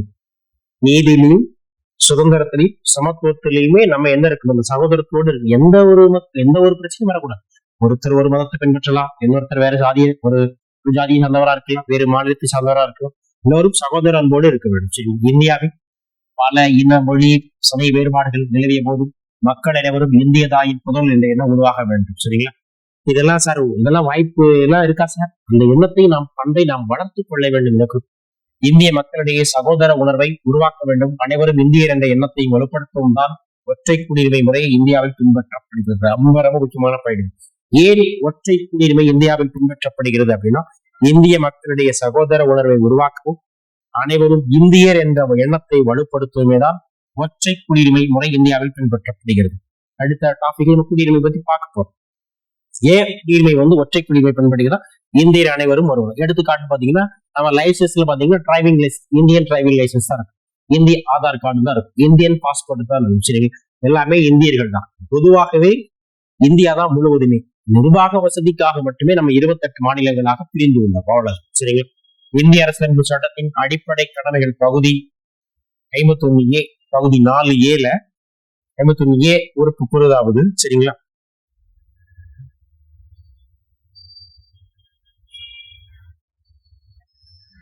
இந்திய மக்களிடையே நல்லிணக்கத்தை, சகோதர மனப்பான்மை வளர்ப்பதும், எல்லா விதமான சமய, மொழி, வட்டார வேறுபாடுகளை கடந்து அனைவரும் இந்திய குடும்பத்தை சேர்ந்தவர் என்ற உணர்வை வளர்ப்பதும் ஒவ்வொரு குடிமகனின் அடிப்படை கடமையாகும். அதனுடைய பொறுப்பை உணர்ந்து நீங்க செயல்பட வேண்டும். சரி, இதான் சகோதரத்துவம். சகோதரத்துவம் வச்சு அம்பேத்கரோட ஸ்டேட்மெண்ட் பாருங்க. அரசியல் நிர்ணய சபையில் அம்பேத்கர் கூறியது சகோதரத்துவம் என்றால் என்ன? இந்திய மக்கள் அனைவரிடையுமே சகோதர மனப்பான்மையை, அனைவரும் இந்திய குடிமக்கள் என்ற எண்ணத்தை வளர்ப்பதுதான் சகோதரத்துவம். அந்த உணர்வைத்தான் சமுதாய வாழ்க்கைக்கு ஒற்றுமையும் வலிமையும் தருகிறது. அதை அடைவதே சிரமம் தான் என்றார். சரிங்களா? நம்ம புரியுற மாதிரி சொல்லி வச்சுக்கோம்னா, இப்ப ஒரு விறகு குச்சின்னு சொன்னாக்கா நம்ம சிங்கிளா இருந்தா டப்புனு உடச்சு விட்டுருவோம். இதே 10 விறகா இருந்தா ஒன்னும் செய்ய முடியாது. நம்ம பிறர் மீது அன்பு கொண்டு எல்லா மக்களையும் அரவணைத்து சகோதரத்துவத்தோடு நடந்து கொண்டால் நாட்டில் எந்த பிரச்சனையும் இருக்காது. ஆனால் அந்த செயல்பாட்டுக்கு வந்தது கொஞ்சம் கடினம் என்று சொல்லியிருப்பார். சரிங்களா? சரி, அடுத்து பாத்தீங்கன்னா முகப்புரையினுடைய முக்கியத்துவம், அதுல என்னென்ன விஷயங்கள் முக்கியத்துவம் கொடுக்கப்பட்டிருக்கு அப்படின்னு பார்ப்போம். சரிங்களா? சரி, முகவுரை அரசியலமைப்பின் ஒரு பகுதியே. இந்திய அரசியலமைப்பு சட்டத்தின் ஒரு பகுதியாக முகவுரை உள்ளதா இல்லையா என்ற விவாதம் நீண்ட நாட்களாக நீடித்தது. சரிங்க, நிறைய கேசஸ் பின்னாடி பார்ப்போம். அது என்ன சார் முகவுரை? ஏனென்றால் முகவுரை இந்திய அரசியலமைப்பு தொடக்கத்தில் 22 பகுதிகள், தற்போது 25 பகுதிகள், தொடக்கத்தில் 8 அட்டவணைகள், தற்போது 12 அட்டவணைகள், தொடக்கத்துல 395 விதிகள், இப்ப 470க்கு மேற்பட்ட விதிகள் இருக்கு. சரிங்களா? ஏன்னா முகவுரை பத்தி எந்த ஒரு பகுதியுமே இல்லை, அதாவது ஒரு பகுதியோ ஆர்டிகல் விதியோ இல்லை. அதனால முகப்புரை இல்லை அப்படின்னு சொல்லப்பட்டு நிறைய கேசஸ், நிறைய விவாதங்கள் போச்சு. அதை பார்க்க முகவுரை அரசியலமைப்பு சட்டத்தின் சரத்தல்ல, அதாவது இதை நீதிமன்றங்கள் மூலம் நடைமுறைப்படுத்த முடியாது. ஏனெனில் இது இந்திய அரசியலமைப்பு சட்டத்தின் அடிப்படை கட்டமைப்பின் பகுதி அல்ல அப்படின்னு சொல்லிச்சு. சிம்பிளா சொல்லணும்னா, ஒரு பகுதியோ அட்டவணையோ இதுக்கு இல்லை. ஒரு பகுதியோ அட்டவணையோ இல்லை, எப்படிப்பா இதை நம்ம அரசியலுக்கு ஒரு விஷயமா ஏற்றுக்கொள்ளப்படும் அப்படின்னு நிறைய விவாதங்கள் வழக்கு போச்சு. பின்னால அது அரசியலமைப்பின் முகவரி என்பது இந்திய அரசியலமைப்பு ஒரு பகுதியே அப்படின்னு தற்போது இருக்கு. முன்னுரையானது சட்டமன்றத்திற்கு அதிகார ஆதாரமாகவோ அல்லது சட்டமன்றத்தின் அதிகாரங்களுக்கு தடை விதிக்கவோ முடியாது. சரிங்க, இந்த முகப்புரை வச்சு சட்டமன்றத்துல எதுவும் ஒண்ணும் செய்ய முடியாது அப்படின்னு பேச. சரிங்க, அப்புறம் முகப்புரை சார்ந்த வழக்குகளை நம்ம பார்ப்போம். இப்படி பேசினாங்களா, ஏன் அப்படி பேசினாங்க? முகப்புரையை பத்தி ஒரு பகுதியோ ஒரு சரத்தோ இல்லை, அதனால இப்படி சொன்னாங்க. சரிங்க, முகப்புரை சார்ந்த வழக்குகள் நிறைய தேர்வின் அடிப்படையில இது பார்த்தீங்க அப்படின்னா நிறைய வாட்டி தேர்வின் அடிப்படையில இந்த கேசஸ் கேட்டு பெருபாரி வழக்கு. பெருபாரி, சரிங்க, பெருபாரிக்கு ஒரு கிராமத்தினுடைய பெயர். சரிங்களா? அதே மாதிரிதான் ஒரு கிராமத்தின் பெயர். எந்த கிராமத்தின் பெயர் அப்படின்னு பாத்தீங்கன்னா, தற்போதைய பங்களாதேஷ் மாநிலத்தில் மற்றும் மேற்கு வங்காளம், அந்த இடைப்பட்ட ஒரு நாட்டுக்கும் நம்ம இந்திய நாட்டு மாநிலத்தில் மேற்கு வங்காளம் மற்றும் பங்களாதேஷ் நாடுக்கு இடைப்பட்ட ஒரு பகுதியில இருக்கும். சரிங்களா? நம்ம இந்தியா பிரிவின் போது இந்தியா பிரிக்கிறாங்க. இந்தியா பிரிக்கும் போது இந்த இந்த பெருபாரிங்கிற ஊர் மட்டும் அங்கேயும் இல்லாம இங்கேயும் இல்லாம எந்த எவிடன்ஸ் இல்லாம பிரிச்சு விட்டுறாங்க. பின்னால இந்த பெருபாரி உங்களுக்கு சொந்தம்னு அவங்க சொல்றாங்க, எங்களுக்கு சொந்தமும் இல்லை, நம்ம இந்திய திருநாடு நமக்கு சொந்தம் சொல்றோம், அது அவங்களும் சொல்றாங்க. சொத்து வழக்கு முன்னாடி வரும்போது பார்ப்போம். இந்த 1960ஆம் ஆண்டில் நடைபெற்ற பெருபாரி வழக்கில் உச்ச நீதிமன்றம் முகவரியானது அரசியலமைப்பின் ஒரு பகுதி அல்ல. ரொம்ப ரொம்ப முக்கியமான கொஸ்டின். அந்த வழக்குல என்ன சொல்லுது அப்படின்னா, என்ன சொல்லியிருக்காங்க அப்படின்னு பாத்தீங்கன்னா, முகப்புரை என்பது அரசியலமைப்பின் ஒரு பகுதி அல்ல. பெருபாரி பெருசா ஒரு பூர்த்தி போடுச்சு பெருபாரி. அப்போ எந்த வழக்கு முகவுரை என்பது அரசியலமைப்பு ஒரு பகுதி அல்ல என்று கூறினா பெருபாரி வழக்கு. சரிங்க. பெருபாரி வழக்கு எந்த ஆண்டு? 1966. ஒரு கிராமத்தினுடைய பெயர் தான் அது. சரிங்க. பெருபாரி. சரிங்க. ஒரு பூரி ஒரு ரூபா அப்படியோட ஞாபகம் வச்சுக்கணும். சரிங்க. அடுத்து பாருங்க, கேசவனந்த பாரதி வழக்கு. கேசவனந்த பாரதி வழக்கு எந்த ஆண்டு அப்படின்னா 1973. 1973. இந்த கேசவனந்த பாரதியார்னா கேரள மாநிலத்தை சார்ந்த ஒரு சாமியார். ஒரு மடங்கள் வச்சு சாமி கும்பிட்டு வருவார். சரி. நிறைய சொத்து பத்துகளா இருக்கும். முன்னாடி நம்ம அடிப்படை வளர்ச்சி வழிகாட்டு நிறுவனம் வந்து இந்தியாவில அதிக நீதிபதிகள் கொண்ட நீதிபதிகள் விசாரணை செய்த வழக்கு இந்த கேசவனந்த பாரதி வழக்கு தான். சரிங்க. வழக்கில் முகப்புரையை திருத்தலாம், ஆனால் அரசியலமைப்பின் கட்டமைப்பு மாறாவண்ணம் திருத்தணும். சரிங்க. எல்லாம் பார்த்து கேசவனந்த பாரதி வழக்குல முகப்புரையை திருத்தலாம், ஆனால் அரசியலமைப்பின் அடிப்படை அம்சங்களை திருத்த முடியாது. அடிப்படை கட்டமைப்புகளை திருத்த முடியாது. அடிப்படை கட்டமைப்புகள் என்ன முக்கியமான விஷயங்களும் சொல்லியிருப்பாங்க. சரிங்க. அடிப்படை கட்டமைப்பு உச்ச நீதிமன்றம் தான் சொல்லும். கேசவனந்த பாரதி வழக்கு என்ன அப்படின்னா 1973. இது எப்படி சார் ஞாபகம் வச்சுக்கிற? பாரதிக்கு வயசு 73. 1973. அரசியலமைப்பில் உள்ள பல விதிகளுக்கு பின்னால் பொதுவான நோக்கங்களை முன்னுரை வகுப்பறை காட்டியதான் உச்ச நீதிமன்றம் கூறியது. சரி. என்ன சார் முதல்ல இல்லைன்னு சொன்னீங்க, இப்ப ஆமான்னு சொன்னீங்க. ஆமா. திரும்ப அதனுடைய விவரங்களை ஆராய்ந்து பார்க்கும்போது உச்ச நீதிமன்ற வார்த்தையை சொல்லும். சரிங்களா. மேலும் அரசியலமைப்பு உருவாக்குவர்களின் மனதில்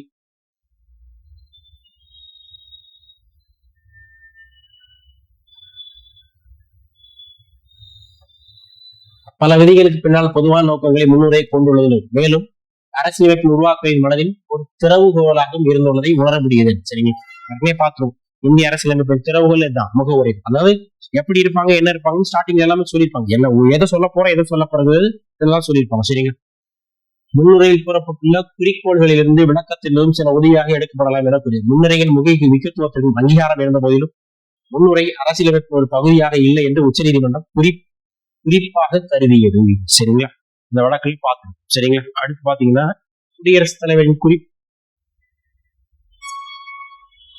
இந்த ஆலோசனை பெறும் அதிகாரம் ஒரு உறுப்பு. சரிங்களா.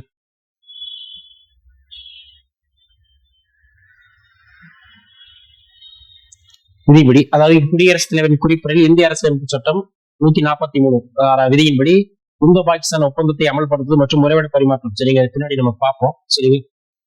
வழக்கை மட்டும் கரெக்ட்.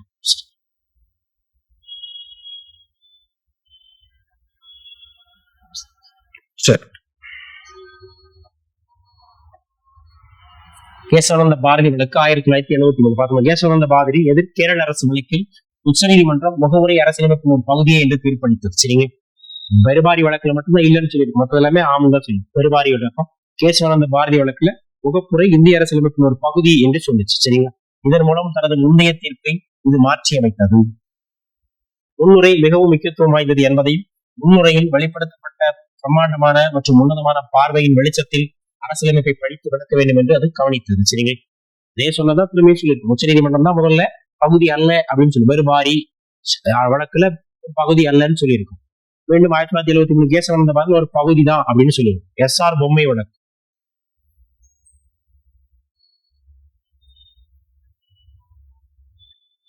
இந்த SR பொம்மை வழக்கு எந்த ஆண்டு அப்படின்னு பாத்தீங்கன்னா 1994. சரிங்க.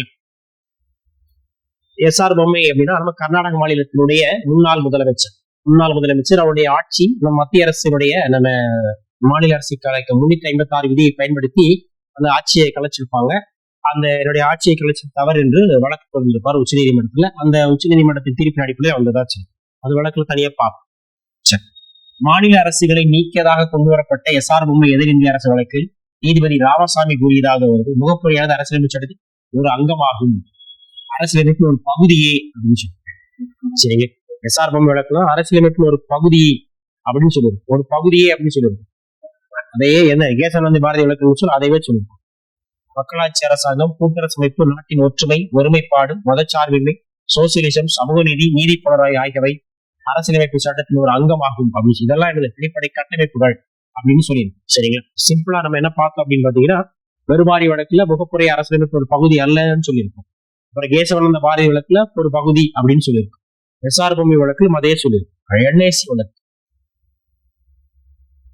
எஸ்ஆர் பொம்மை வழக்கு நம்ம எப்படி அந்த வழக்கை ஞாபகம் வச்சுக்கலாம். ஒரு பொம்மையினுடைய விலை எவ்வளவுன்னு தெரிஞ்சுக்கலாம். ஒரு பொம்மையினுடைய விலை ₹94, 1994. அதாவது எல்ஐசி வழக்கு 1995. எல்ஐசியில வாழும் போதும் வாழ்க்கைக்கு பிறகு அப்படின்னு சொல்லுவாங்க. எல்ஐசியில பணம் போட்டாலே நம்ம உறுதியா பணம் கிடைக்கும். 100 வயசு வரைக்கும் பிரச்சனை இல்லை. அதுவும் 5 மட்டும் கம்மி. எல்ஐசி வழக்கு என்னன்னா 1995 இதுல என்னன்னா, இந்திய மற்றும் எது நுகர்வோர்கள் வழக்குல உச்சநீதிமன்றத்தை மீண்டும் தெளிவுபடுத்தி என்ன சொல்லியிருக்கோம் அப்படின்னு பாத்தீங்கன்னா, முகவுரையானது இந்திய அரசியலமைப்பு சட்டத்தின் ஒரு பகுதியை என்று உறுதியாக ரொம்ப அதெல்லாம் பாத்தீங்கன்னா ஒரு பகுதி அப்படின்னு யசோனந்த பாரதி வழக்கிலையும் எஸ்ஆர் பொம்மைக்கு ஒரு பகுதி ஆகும் அப்படின்னு சொல்லுவோம். ரொம்ப உறுதியாக கூறிய இந்த வார்த்தை ரொம்ப முக்கியம். உறுதியாக கூறிய வழக்கு. அப்ப எந்த வழக்கில் அரசியலமைப்பின் முகவுரை இந்திய அரசியலமைப்பின் ஒரு பகுதி என்று உறுதியாக கூறியது அப்படின்னா எல்ஐசி வழக்கு. கண்டிப்பாக எல்ஐசியில பணம் போட்டா உறுதியா காசு கிடைக்கும். அவ்வளவுதான். அரசியலமைப்பு சட்டத்தில் உள்ளதை மற்ற பகுதிகளை போல முகவுரையும் பகுதியும் நிர்ணய சபையால் உருவாக்கப்பட்டது ஆகும். இந்திய அரசியல் சட்டம் உருவாக்கப்பட்ட பின்னரே இறுதியாக முகவுரை சேர்க்கப்பட்டது. முன்னுரையை இறுதியில் சேர்ப்பதற்கான காரணம் அது அரசியலமைப்பு சட்டத்திற்கு இணங்குவதை உறுதிப்படுத்துவதாகும். சரிங்களா? ஏற்கனவே பார்த்துப்போம். முழு அரசியலமைப்பு உருவாக்கப்பட்ட பின்புதான் முகப்புரை உருவாக்கப்பட்டுச்சு. அதுல இந்திய அரசியலமைப்புல சேர்க்கப்பட்டது. கோலக்நாத் வழக்கு எந்த ஆண்டு அப்படின்னு பாத்தீங்கன்னா 1967. முகப்புரையை திருத்த முடியாது என்று கூறி முக்கியமான முகப்புரையை திருத்த முடியாது என்று கூறிய வழக்கு அப்படின்னா கோலக்நாத் வழக்கு. கோலக்நாத் வயசு எத்தனை? 67 வயசு அப்படின்னு ஞாபகம் வச்சுட்டு சார் முகப்புரையை திருத்த முடியாதா? இப்போ வரைக்கும் திருத்த முடியாது. திருத்தலாம். ஏற்கனவே பார்த்துட்டோம் இல்லையா? 42வது சட்ட திருத்தம் 1976 படி நம்ம இந்திரா காந்தி அம்மையார் பிரதமராக இருக்கும்போது திருத்தப்பட்டிருக்கு. இது புதுப்பிக்கப்பட்டது. சரிங்களா? முகப்புரையை திருத்த முடியும். சரிங்களா? அப்போ கேசவானந்த பாரதி வழக்குல சொல்லிக்க முடியல, முகப்புரையை திருத்தலாம், ஒரு பகுதியை சொல்லி திருத்தலாம், அடிப்படை கட்டமைப்பு மாறாவன்னு திருத்தலாம் பின்னாடி சொல்லியிருப்பாங்க. சரிங்களா? சரி, அப்போ வரைக்கும் பார்த்த விஷயங்கள் என்ன அப்படின்னு பாத்தீங்கன்னா 4 வழக்குகள் பார்த்திருக்கோம். அரசியலமைப்பு முகவுரை என்பது இந்திய அரசியலமைப்பு ஒரு பகுதியா இல்லையா அப்படின்னு பார்த்திருக்கோம். சரிங்களா? முதல் வழக்கான பெருபாரி வழக்குல என்ன சொல்லியிருப்பாங்க அப்படின்னு பாத்தீங்கன்னா 1960 முகப்புரை என்பது அரசியலமைப்பு ஒரு பகுதி அல்ல அப்படின்னு சொல்லியிருப்பாங்க. அடுத்த வழக்கான கேசவானந்த பாரதி வழக்கு மற்றும் எஸ்ஆர் பொம்மை வழக்கு மற்றும் கோலக்நாத் அந்த எஸ்ஆர் பொம்மை வழக்கு மற்றும் அந்த 2 வழக்குகள் என்ன சொல்லிருப்பாங்க? ஒரு பகுதியாகும் அப்படின்னு சொல்லியிருப்பாங்க. கோலக்நாத் வழக்குல என்ன சொல்லியிருப்பாங்க? திருத்த முடியாது அப்படின்னு சொல்லியிருப்பாங்க. இப்ப எப்படி சார் இருக்குன்னா முகப்புரையை திருத்தவும் முடியும், அதே மாதிரி ஒரு பகுதியும் ஆகும் அப்படின்னு நடைமுறையில இருக்கு. சரிங்களா? சரி, அரசியலமைப்பு மீதான விமர்சனம். சரிங்களா? நிறைய பேர் நமக்கு கிரிட்டிசைஸ் பண்ணிருப்பாங்க. நமக்கு தேவையில்லை, இருக்கட்டும். பெறப்பட்ட அரசியலமைப்பு. ஆமா, நம்ம நிறைய நாடுகள்ல 60க்கும் மேற்பட்ட நாடுகளை ஆராய்ந்து 10 நாடுகள்ல இருந்து பிளஸ் இந்திய அரசு சட்டத்திலும் வாங்கியிருப்போம். எதுவும் புதியதோ வசனோ அல்ல, கடன்பை அல்லது அரசியலமைப்பின் தாறுமாறான குவியல் இருந்துச்சு. நிறைய நாடுகள்ல இருந்து நம்ம முக்கியமான கருத்துக்களை கொஞ்சம் காப்பி அடிச்சிருக்கு. இதுக்கு அம்பேத்கர் அவங்க சொல்லி பார்ப்பாங்க, அழகான வார்த்தை பண்ணிருக்கு. பிற நாடுகளின் அரசியலமைப்பின் குறுக்கு நகலை உருவாக்கும் குற்றச்சாட்டு அரசியலமைப்பின் போதிய ஆய்வின் அடிப்படையில் அமைந்துள்ளது என்று நம்புகிறேன். நிறைய நாட்டுல இருந்து நாங்க வாங்கியிருப்போம், இல்லைன்னு சொல்லல. இருந்தாலும் நம்ம நாட்டுக்கு எது உகந்ததும் அதை ஏற்று நாம் செஞ்சுக்கிறோம் அப்படின்னு அம்பேத்கர் சொல்லியிருப்போம். சரிங்களா? இந்திய அரசாங்க சட்டத்தின் கார்பன் நகல் ஏற்கனவே பார்த்து 10 நாடுகள் இருந்த கருத்தும் பிளஸ் ஒரு அரசு சட்டத்தையும் நம்ம காப்பி அடிச்சுதான் இந்திய அரசியலமைப்பு உருவாக்கப்பட்டது. சரி, கார்பன் நகல். அப்போ இந்திய அரசியலமைப்பு எந்த சட்டத்தின் கார்பன் நகல் என்று அறிவிக்கப்படுகிறதுனா இந்திய அரசு சட்டம் 1935. ஒரு கமாண்ட் கூட இருக்கு. சரிங்களா? என்ன சொல்லுவாங்க அப்படின்னு பாத்தீங்கன்னா 1935 இந்திய அரசாங்க சட்டத்தின் திருத்தப்பட்ட வடிவமே என்று அறிவிக்கப்படுகிறது. ஆமா, நிறைய அதில் நம்ம காப்பி அடிச்சுக்கோம். அரசியலமைப்பு வரவு சட்டத்தின் சிறப்பு பகுதிகளை மாற்றி மறுகட்டணம் செய்துள்ளதில் நான் மன்னிப்பு கேட்கவில்லை. நாங்க எங்களுக்கு தேவையானதை எடுத்துக்கோம், இதுக்கெல்லாம் அவங்கள்ட்ட மன்னிப்பு கேட்க முடியாதுன்னு சொல்லியிருப்பார் டாக்டர் BR அம்பேத்கர் அவர்கள். சரிங்களா? நிறைய விஷயங்கள் நேரு அம்பேத்கருடைய கூற்றுகள் ரொம்ப ரொம்ப அவசியம். சரி, HV காமத் என்பவர் தமது அரசியலமைப்பு நிலை சபை யானை உள்ளது. நம்ம இந்திய அரசியலமைப்பு சின்னம் யானை தான். அதனாலோ உலகிலே மிகப்பெரிய அரசியலமைப்பு உருவாக்கப்பட்டுள்ளது. அப்போ இந்திய அரசியலமைப்பு யானை உருவம் போன்று மிகப்பெரிய அரசியலமைப்பு கிரிட்டிசைஸ் பண்ணவர் தான் HV காமத். யானையை வச்சு நமக்கு காமெடி பண்ணியிருப்பார் HV காமத். அவங்க காமெடி பண்ணியிருப்பாரு HV காமத். எதை வச்சு காமெடி பண்ணியிருப்பாரு? யானையை வச்சு. அடுத்து முக்கியமா இது டிஎன்பிசியோட ஓல்டு கொஸ்டின். வழக்கறிஞர்களின் சொர்க்கம் என்று கூறியவர் ஐவர் ஜென்னிங்ஸ். இந்திய அரசியலமைப்பு வழக்கறிஞர்களின் சொர்க்கம், அதாவது சட்டம் ஒரு இருட்டறை, அது வழக்கறிஞர் வாரம் விளக்கு என்று பெரிய அண்ணா அவர்கள் சொல்லியிருப்பார். அதே மாதிரி சரிங்க, வழக்கறிஞர்களின் சொர்க்கம் என்று சொன்னவர் ஐவர் ஜென்னிங்ஸ். இந்திய அரசியலமைப்பு.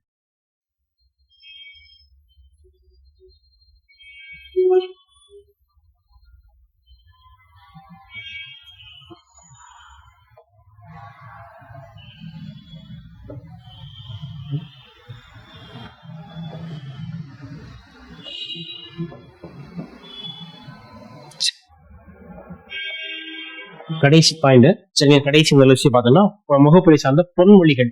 சரிங்களா, எப்படி எல்லாம் முகப்புரை எப்படி அவளை கிரிட்டிசைஸ் பண்ண மாத்த இது சார்ந்த எப்படி பாராட்டி சொன்னாங்க. முகப்புரை பக்கத்தை வடிவமைத்தர் PL சின்ஹா. PL சின்ஹா நமக்கு முன்னாடி பார்த்திருப்போம்.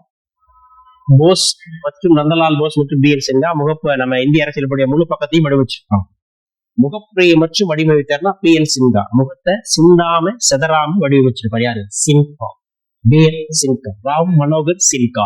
சரிங்க, சரி. மல்லாடி கிருஷ்ணசாமி ஐயர் சொன்னார், எங்கள் எண்ணங்களையும் நீண்டகால கனவையும் வெளிப்படுத்துவதாக அரசியலமைப்பின் முகவுரை அமைந்துள்ளது என்று கூறினார். எங்கள் எண்ணங்களையும் நீண்டகால கனவையும் வெளிப்படுத்துவதாக அரசியலமைப்பின் முகவுரை அமைந்துள்ளது என்று கூறியவர் மல்லாடி கிருஷ்ணசுவாமி ஐயர். சரிங்க, இது எப்படி சார் ஞாபகம் வச்சுக்கலாம்? நம்ம கோயிலுக்கு ஏதாவது போவோம், நம்மளுடைய ஆசை என்ன எல்லாமே அந்த சாமிகிட்ட சொல்லுவோம். அந்த சாமிகிட்ட சொல்லி அர்ச்சனை பண்ண சொல்லுவோம். அங்க யார் தான் இருப்போம்? ஒரு ஐயர் தான் இருக்கும். மல்லாடி கிருஷ்ணன் எங்கள் எண்ணங்களையும் நீண்ட கனவையும். அடுத்து பாத்தீங்க அப்படின்னா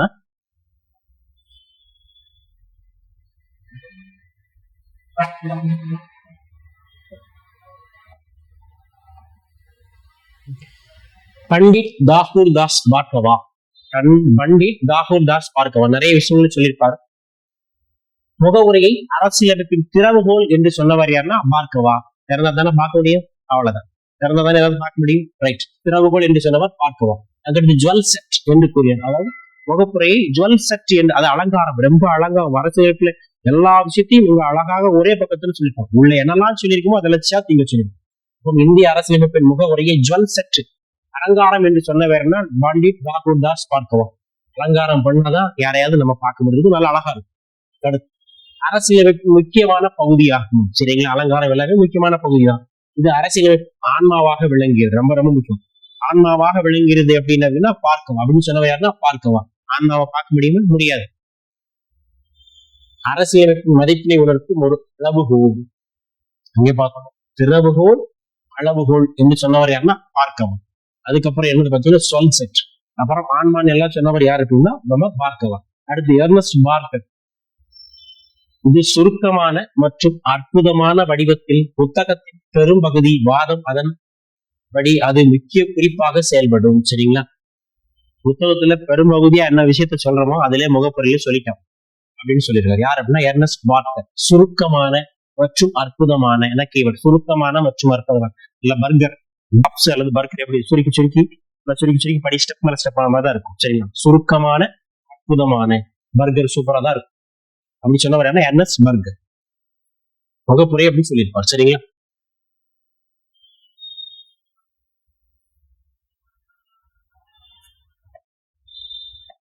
அடுத்துன்னா NA பாக்கிவாலா, ஒரு முன்னாள் நீதியரசர்.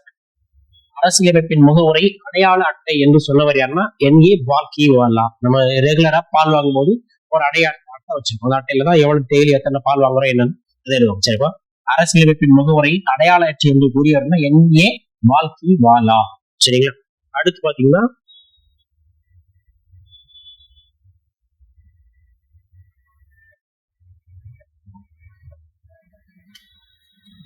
உதயத்துல்லா. இவரும் ஒரு முன்னாள் தலைமை நீதிபதி. ஒரு மிக சிறிய சிறப்பிற்கு குடியரசு இந்தியாவின் உச்ச நீதிமன்ற தலைமை நீதிபதியாக இருந்து குடியரசுத் தலைவராக தேர்வு செய்யப்பட்டவர் தான் அந்த உதயத்துல்லா.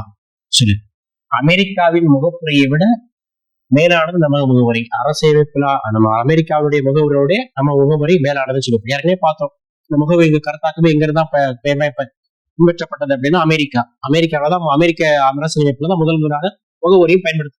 சரிங்களா, இது அரசியலமைப்பு ஆத்மாவாகும். ஆன்மா. சரிங்களா, ஆன்மா இது ஆத்மா. என்ன ஒரு படத்துல கூட சொல்லுவோம், என்ன ஆத்திராத்திரமா காதலிக்க அப்படின்னு சொல்லுவோம். அது ஆத்மா. எது ஆத்மா அப்படின்னா இதயத்துள்ள நல்ல இதயம் கொண்ட ஆத்மா. சரிங்களா? நாங்க ஆன்மா அதை விட்டுடும். நல்ல இதயம் கொண்ட ஆத்மா. அப்போ அரசியலமைப்பின் முகவுரையை ஆத்மா என்று சொன்னவர் யாருன்னா இதயத்துள்ளா. இது அரசியலமைப்பின் சமத்துவத்தை வடிவமைத்து முன்வைக்கிறது. சரிங்களா? சமத்துவத்தின் வடிவம். சரிங்களா? நம்ம எல்லாத்துக்கும் தெரிஞ்ச அன்பு. அன்பு ஒன்றே போதும். லவ் ஸ்டிக்கரை போடுவோம் அப்படிதானே? நம்ம அன்பு விட்டுன்னு பரவாயில்ல, சேர்த்து ஒரு அன்பை விட்டுருவோம்ல, பாட்டில் வரைஞ்சு ஒரு அன்பையும் விட்டுருவோம். அதுதான் இது நமது அரசியலமைப்பின் வடிவத்தை முன்வைக்கிறது. சமத்துவத்தின் வடிவத்தை எல்லோரும் அன்போடு இருக்கும். இது முழுமையான தீர்மானத்தை கொண்டுள்ளது. இது ஒரு புரட்சியை தவிர வேறு எதனாலும் மாற்ற இயலாது. நம்ம அரசியலமைப்பினுடைய சட்டம் மற்றும் வழிமுறைகள்ல அதாவது இதுதான் கிட்டத்தட்ட 75-76 ஆண்டுகள் நிறைவேற்றி அரசியலமைப்பு செயல்கொண்டு இன்னைக்கு வரைக்கும் அதை நம்ம தேவையான மாற்றங்களை செய்து கொண்டு நடந்து பின்பற்றி கொண்டதே இருக்கும். சரிங்க? அந்த முகவுரை இது மாற்ற முடியாது அப்படின்னு சொல்லுவாங்க. புரட்சியை தவிர எதனாலும் மாற்ற முடியும். அடுத்து KM முன்சி முகப்புரை இறையாண்மை மிக்க மக்களாட்சி சபையில் ஜாதகம் என்று சொன்னார். முகப்புரை இந்திய அரசியலமைப்பு முகவுரை இறையாண்மை மிக்க மக்களாட்சி குடியரசு ஜாதகம். அப்போ முகவுரையை ஜாதகம் என்று சொன்னவர் யார் அப்படின்னு பார்த்தா KM முன்சி. நம்ம எங்கேயாவது ஒரு சோசியக்காரன் ஜாதகம் பார்க்க போனா அவன் முன்னுக்கு பின்னா முரண்பாடா ஏதாவது ஒன்று சொல்லுவோம். முன்னுக்கு பின்பா முரண்பாடா முன்சி. ஜாதகம் என்று சொன்னவர் யார் அப்படின்னா நம்ம யாரு அப்படின்னு பாத்தீங்கன்னாக்கா ஜாதகம் என்று சொன்னவர் யாரு அப்படின்னு பாத்தீங்கன்னா நம்ம KM முன்சி. சரிங்களா? நம்ம இது வரைக்கும் எது பார்த்தோம் அப்படின்னா அரசியலமைப்புடைய முகவுரை. சரிங்களா? முகவுரை குறிக்கோள் தீர்மானத்தினுடைய திருத்தப்பட்ட படிவம் தான் முகவுரை. இந்த முகவுரை என்பது இறையாண்மை கொண்ட சமதர்ம சமய சார்பற்ற மக்களாட்சி குடியரசு தத்துவம் இருக்கும். புரட்சி புரட்சியின் நோக்கங்கள் இருக்கும். முகமுறை எப்ப திருத்தினாங்க? சரிங்களா? அதுல என்னென்ன கான்செப்ட் கொண்டு வரப்பட்டது? இறையாண்மை, சமதர்ம சமய சார்பற்ற மக்களாட்சி குடியரசு, அந்த 5 தத்துவங்களுக்கு உண்டான விளக்கங்கள் அந்தந்த வார்த்தைகள் எங்கு பெறப்பட்டது. சரிங்களா? உண்டான உரிமைகள், கடமைகள், அந்த பொறுப்புகள், முகவுரையில் என்னென்ன விஷயங்கள் இருக்கு. அதுக்கப்புறம் முகவுரை சார்ந்த வழக்குகள், அது சார்ந்த வழக்குகளை பார்த்தோம். அதுக்கப்புறம் முகவுரையை பத்தி கிரிட்டிசைஸ் பண்ணவங்க, அதனுடைய விளக்கம் சொன்னவங்க, அதனுடைய கிரிட்டிசைஸ் பண்ணவங்களை பார்த்தோம். அடுத்து அதனுடைய சிறப்புகள் சொன்னவங்களை பார்த்தோம். நம்ம அரசியலமைப்புல முகவுரை கான்செப்ட் தான். சரிங்களா? இதற்கு மேல நம்ம நல்லா அந்த படிச்ச விஷயத்த நம்ம ரீகால் பண்ணிக்கிட்டோம்னாலே போதுமானதா இருக்கும். சரிங்களா? நன்றி, வணக்கம். அடுத்த வகுப்புல பார்க்கலாம்.